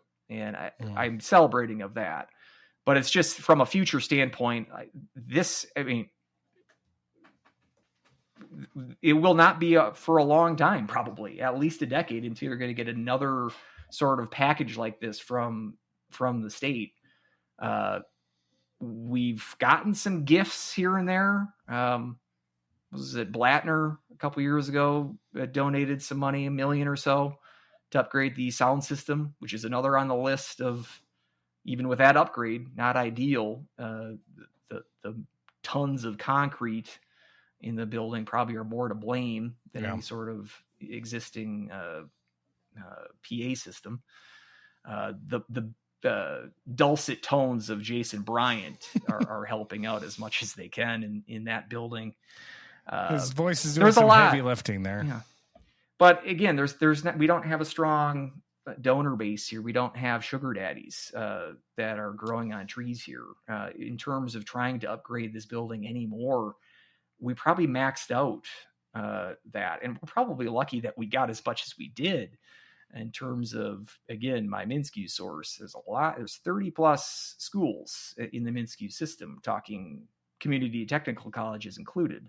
All of them are submitting requests every year on an annual basis for new roofs for academic buildings, and all sundry laundry list of upgrades throughout the state's system. And my source says that these schools that were shut out at the expense of St. Cloud getting $13 million, the most of any school in this latest funding dispersal. There are some schools that are a little resentful at that. So I don't think that this is an avenue that St. Cloud can count on any sort of regular basis. So make as much as you can out of this, and at least get back to a stage of the building is adequate, and it's not going to get place isn't get condemned for being so out of date and unplayable. We've taken care of that.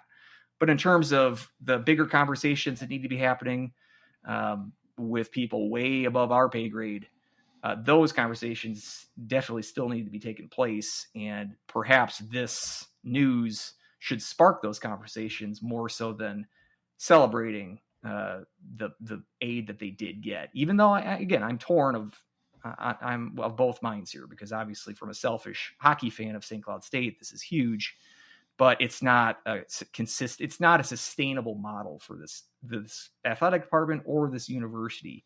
There needs to be hard conversations on the future of this school in general, because this isn't the way to run a railroad, so to speak. Yeah, there's a lot of issues that stem also. I mean, we're not just talking about issues with the athletic program. We're looking at, issues with St. Cloud State, but also the broader aspect of Minshew colleges as a whole and higher education. And we're not the only school dealing with this. This is a major kind of turning point here that we have in a lot of instances that are above our narrow view of what we have. So at any rate, this is a good development, and, happy to see these upgrades, and hopefully that ice can get fixed and it's more cost efficient. And, if we keep donating to the program and keep showing up, put butts in the seats, revenue generating, maybe we can start funding some of these ourselves as well and try to get some of the upgrades. Cause again, I'm way too big for those seats, and my GLP-1 hasn't gone through yet. So they're not letting me. Insurance is like, I don't think so, buddy. I think it's kind of what's going on there. So the Ozempic diet isn't going to work for me. So I need something else. Most of what I just said was a joke. But in all honesty, those seats are terrible. They're uncomfortable for anyone of any size. And you all know that. Yes. And for being the technically first level seating, I mean, the box seats on the second level in sections 203, where I used to sit, those black, newer box seats are a huge upgrade to those red, pre-molded, pre-butted seats. Talk about something long overdue to be upgraded. Again, don't quote me that that's definitely going to be on the list here, but from what I gather, that is under consideration here as part of the project. Talking about the big picture trends of St. Cloud State, this kind of dovetails a little bit with the previous topic, talking about money and problems of where St. Cloud's going to get the money, and how is St. Cloud doing in terms of looking at that big picture, and how far back these issues might stem. It's been a project of mine on and off. I had kind of put it off for a couple of years, and I've recently went back to it and did some refreshing and entering of new data. But looking at attendance long-term for St. Cloud, USCHO helps out in this regard. They post attendance figures for everyone on a yearly basis, going back to 2000, 2001, or excuse me, the 01-02 season is the first year that they have data. I was trying, by the way, just doing some research about NCAA tournaments prior to 2000, just getting box scores and game information about like 90s regionals. I'm using like the Wayback Machine. It is tooth and nail I am scratching, and coming up empty for the most part. It's kind of incredible how even things that are less than 30 years old are almost memory hold and difficult to obtain. And attendance in NCAA, and talking about my data goes back to 01. I'd like to get data prior to that, but this is the best we got, and we can thank USCHO for that. It is USCHO data. I always have to put that disclaimer there. So what was possibility that these are incorrect? What was at the library for newspapers? What were those called? Newspapers. What are newspapers? Okay, well, yes, that as well. But like microfilm. Microfilm. They say that's I love. Actually, I'm a big fan of microfilm. Is that what we have to do? Is go to the actual newspaper article and pull up the microfilm and see if in the articles that would probably work. But the thing is, I would have to get like the St. Cloud Times. I don't think would have box scores of NCAA games that didn't involve St. Cloud State. So if I'm looking at we would have to... Michigan against UMass Lowell in 1997, I'm going to have to go to the Ann Arbor Times, and I don't have access to their microfilm.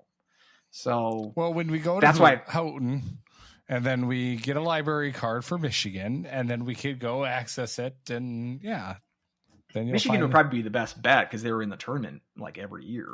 Yeah, that's true. Of those years, and they were hosting a lot of those tournaments. Another topic for another day, regionals and whatnot. But looking at attendance, the trends for St. Cloud State, the short story is it's not good. Matter. Burn it all down. Why even try?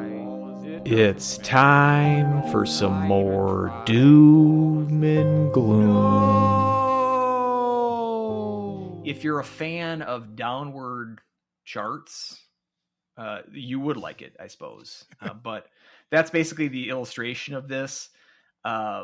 This past year was, and again, we're going back to 01.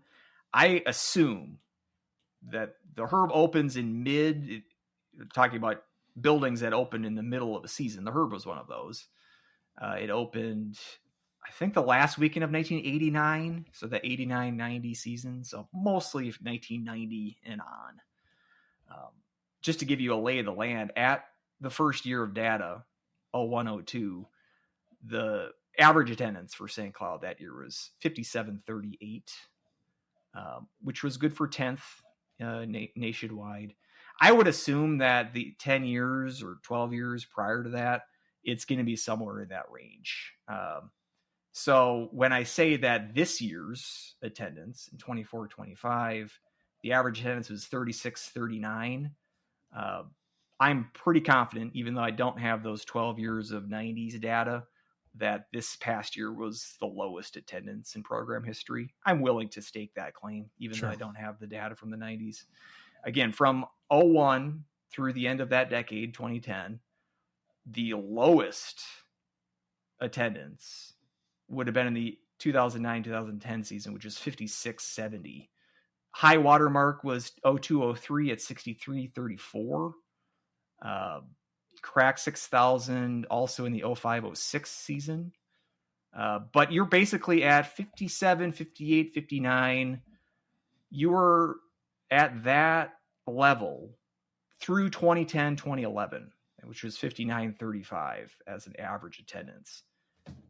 The drop started between 2011 and 2012. We're talking a lot about the 2011 Huskies on this show. We just had the box score from previous segment. But from that off season, you went from 59.35 in 10-11 to the 11-12 season when you went to 49.39. And since then, you've only continued to decrease. Last season, the 23-24 season, was the first season to dip under 4,000 as an average attendance. That was at 37.87 per game. And then this year was even worse than that, about 150 worse on a per game average. The thing too is, so this year's data, USTRA only counts regular season. So they're not counting the Gopher exhibition game, which playing the Gophers as an exhibition game is unlike most exhibition games because they are the Gophers. Sure. Even if you assume that the Gopher exhibition game was a sellout, which the current 100% capacity number for St. Cloud, and this has changed again from that 2013 remodel, there was a change in the maximum capacity. So the current maximum capacity per USTRA is 5159. Just adding that in, I'm just assuming that was a sellout, even though I know it wasn't a sellout.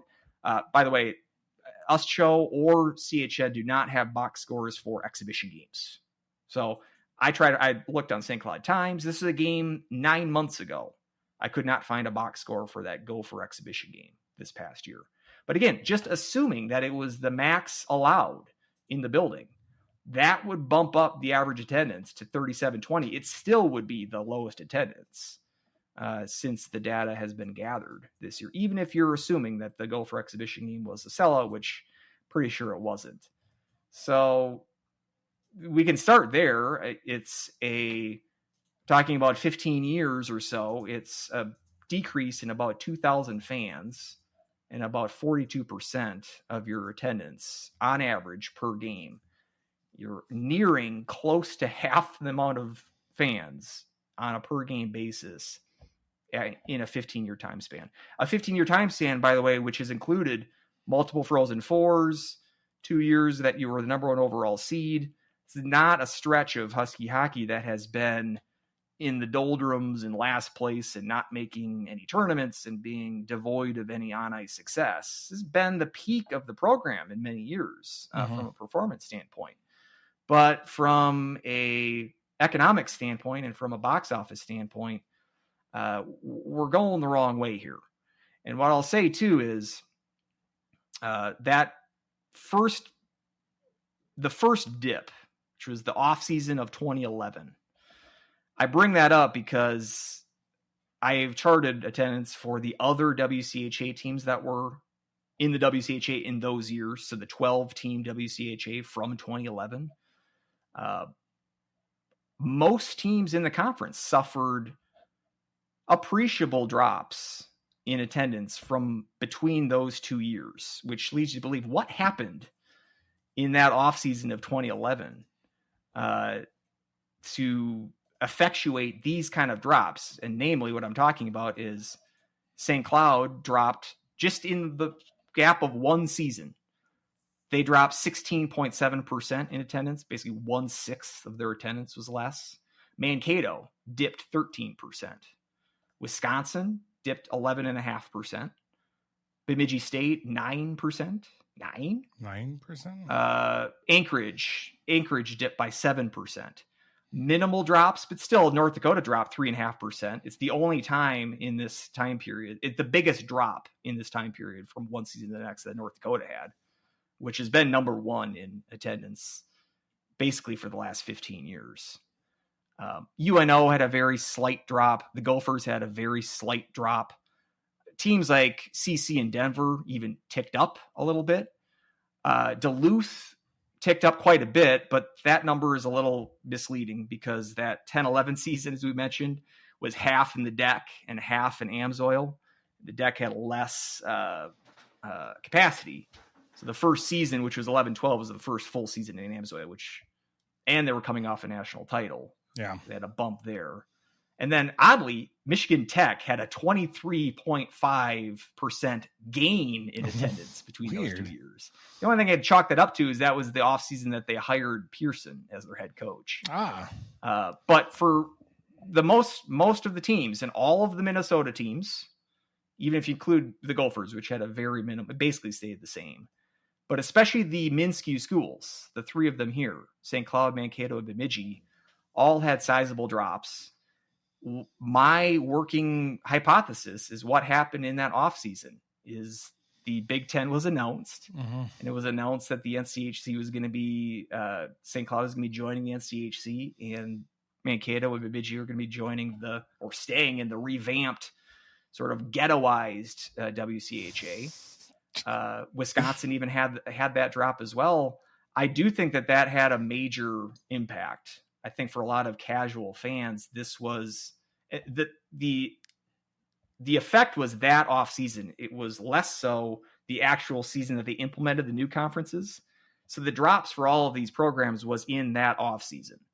For St. Cloud's case, they've never really recovered from that. Like I said, the 2011-2012 season, which that was the year that they suffered the 1/6 drop in one season to the next attendance.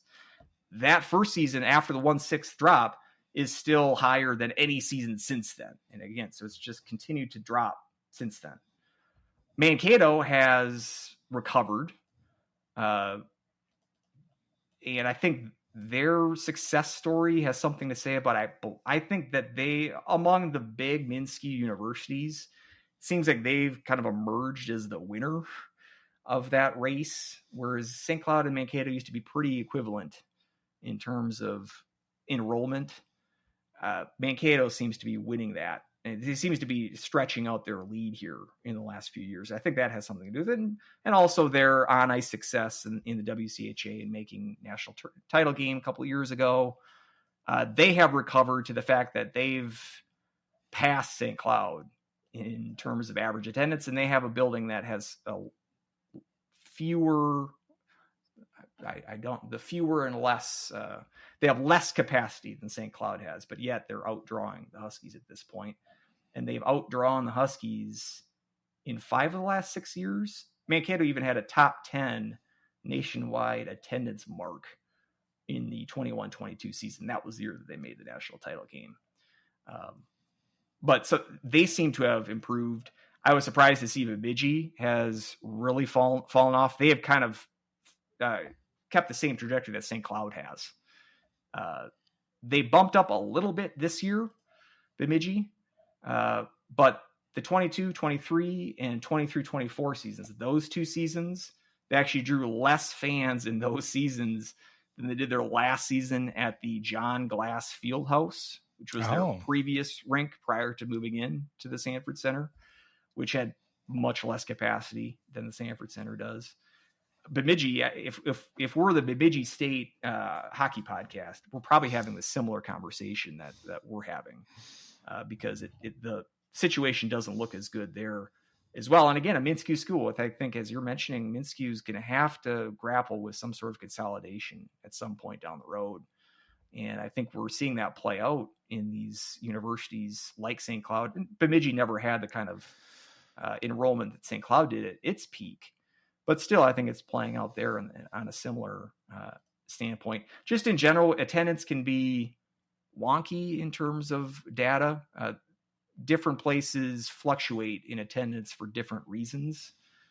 One thing I saw with this data, teams like CC and Denver are much more stable, much more stable than the Minnesota schools that I was charting, or even Wisconsin. Wisconsin for years was leading the country in attendance. When they're at the Kohl Center, they're averaging 14,000 per night in the mid-aughts, to when Granado's last year, they were at 7,600 and change.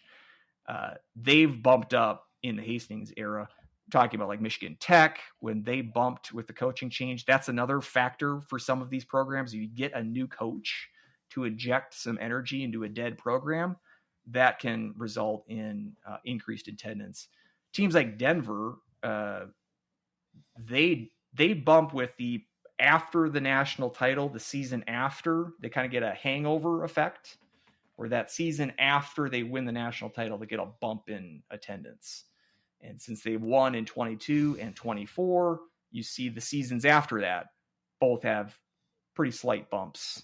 But they've been top 10 attendance consistently. Yeah, it's they're much more of a sure bet and less fluctuating in their attendance. CC, I was surprised the last couple of years when they were in World Arena, they really tailed off. Now they're in a much smaller venue in Robeson, but they were consistently top 5 in their heyday at World Arena. But the last few years, they really tailed off. Part of the program, part of the story is that attendance as a whole over college hockey really peaked in the late aughts for everybody. And then for most venues, it has tailed off in the last 15 years. But there's, the North Dakotas are always going to be up there. Wisconsin, Minnesota, they're always either 2 or 3, depending on, Minnesota's a little bit more dependent on how good the team is doing on ice success. That's the thing about St. Cloud, talking like about their really good years and talking about hangover effects for attendance, like after really good years. That's the thing. Like, we don't really see that in like the good Motzko years, 2017, 2018, and 2018, 2019. Those two years, the team was number 1 overall, 4,000 and change in 17, 18, and 41 and change in 18, 19.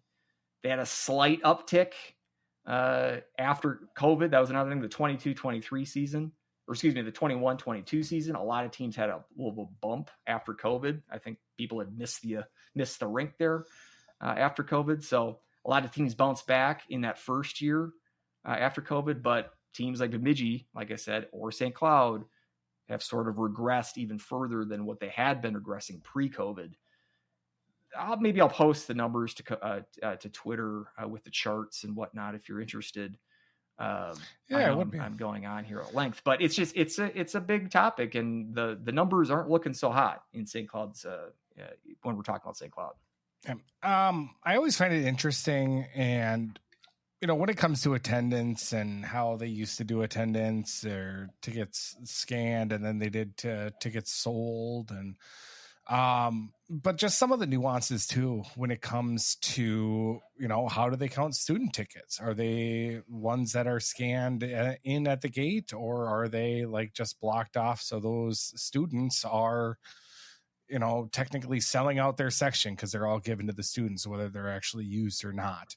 And that might have changed as well during some time frame of the attendance shifts where they, a philosophy changed in that aspect. So, I always kind of take some of these things with a grain of salt, but at the same time, when you're seeing a clear trend one way or another, that has to deal with it as long as you're comparing the same apples to apples. And now if you're counting attendance the same way 5 years ago as you are this year, well, I mean, you can see where that trend is going. But I think a lot has to do with, I believe they count student tickets, the free student tickets, in the attendance as whenever scanned, you get a ticket. Then, like, how many ticket? The reason I say that is because playoff attendance is different. Sure. Playoff attendance is, if you remember back in the day, we had to buy a ticket for WCHA playoff games because the conference took the gate. So I even did for St. Cloud, not for all these teams, but for St. Cloud, I did numbers that were factoring out home playoff attendance because that would drive down these numbers. So for instance, like last year, because that was last year, the 23-24 season, when they had 3 playoff home games, the average attendance of those home games in the playoffs, just the playoffs only, was 25-12. Sure. They had one game that it was the lowest attendance I had seen in any single game. It was like 2004 was the counted attendance for one of those Western Michigan playoff games. Not this past year, but last year when they hosted that playoff series. So if you remove the playoff attendance, I have those numbers as well. They match pretty well. And again, if you take out those numbers, last year's, the 23-24 season turns from an average attendance of 3,787 to 4,000 flat. If you take out the conference home games, or the conference playoff home games, because again, those students have to buy those tickets. Yeah. So I would assume what we're seeing for the playoffs is your season ticket base, and then who's ever buying walk-ups for that game. But I would be shocked if they're not factoring in free student tickets in the regular season games, not counting the playoffs. I can't verify that, but I would assume that they are factoring those in to the numbers. And there's, we can look at a couple of different cases on why that is. Some people point to the TV aspect of it. It's like, oh, I can watch it on TV. Why would I go to the game? I don't subscribe to that. I think that you build excitement by watching it on TV.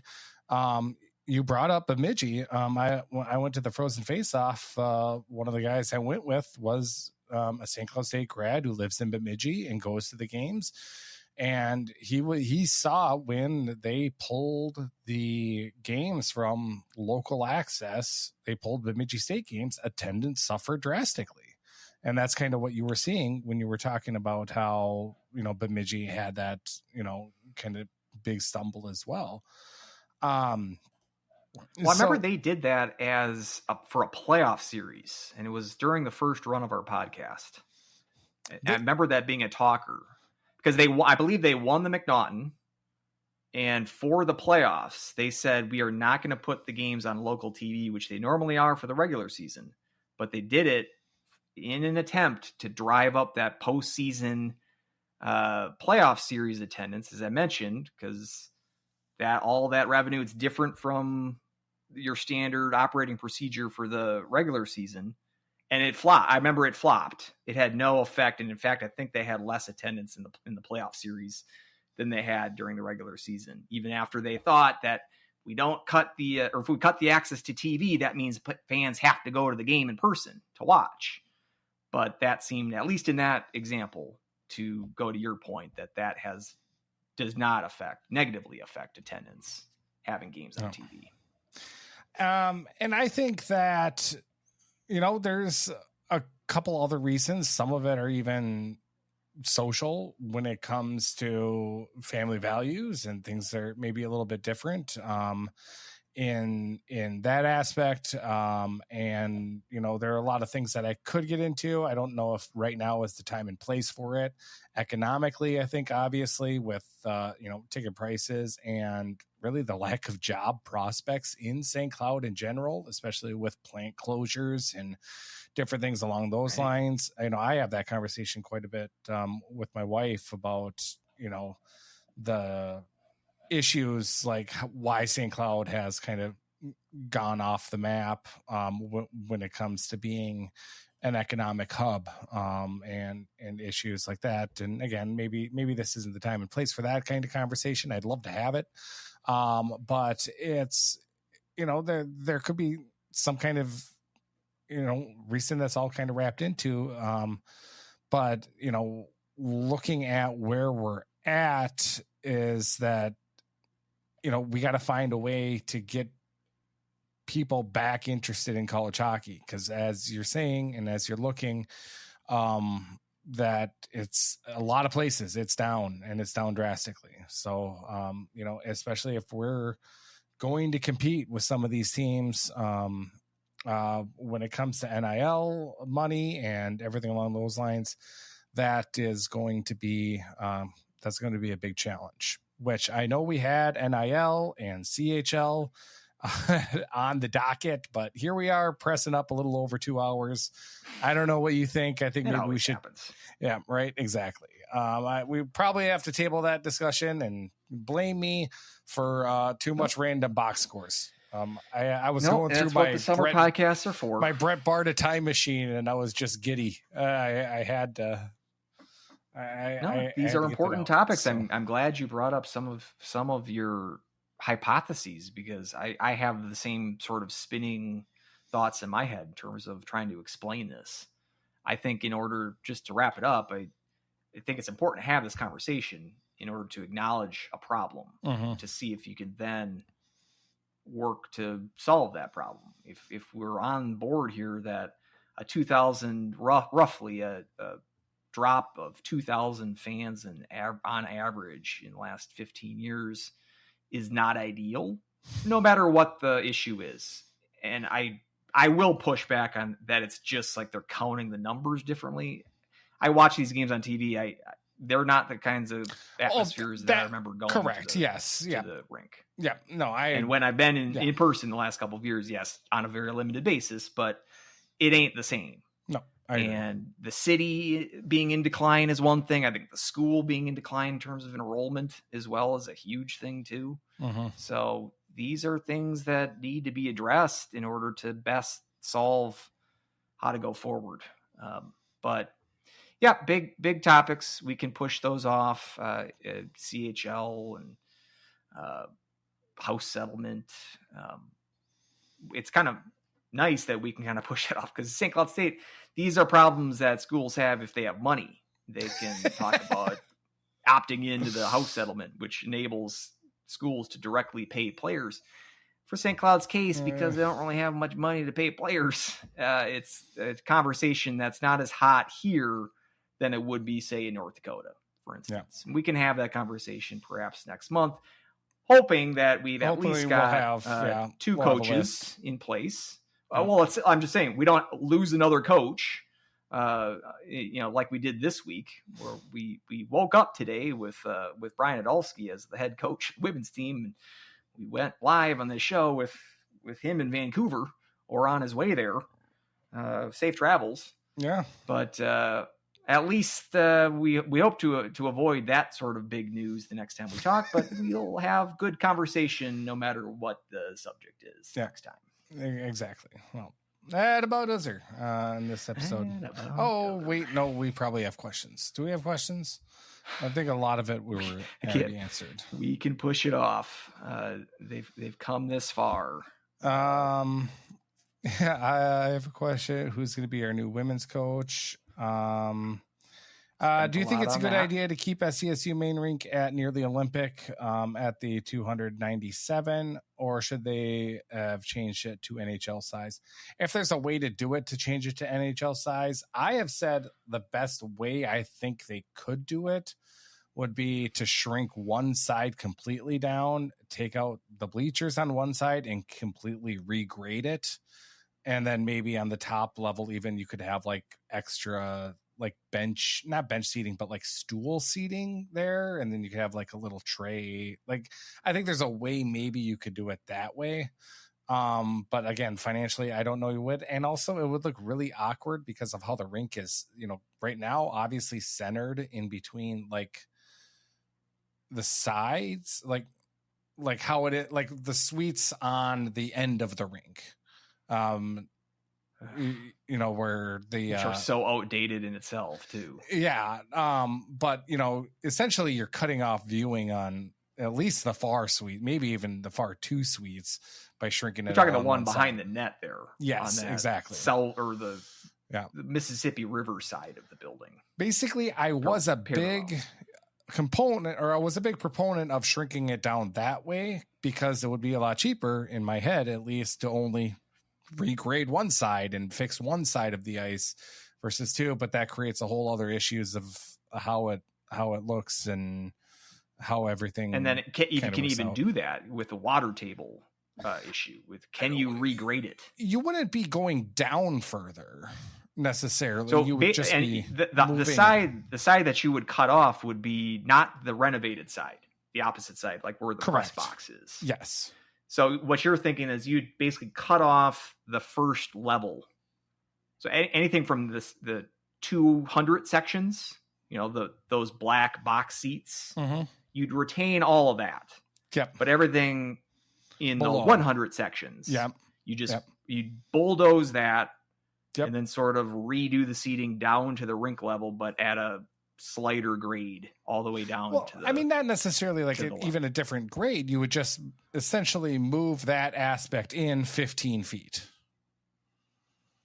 And then like a larger walkway. And then a larger walkway, but even on that walkway, you might be able to have room for like bar rail seating and have stools there. And then you could have something along those. Now, I don't know what that does for the sight lines of the 200 level or of the press box. If that, because 15 feet on one side, that's a lot. That's a lot. It would look awkward.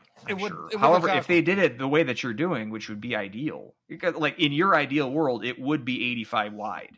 Yes, it would. You wouldn't.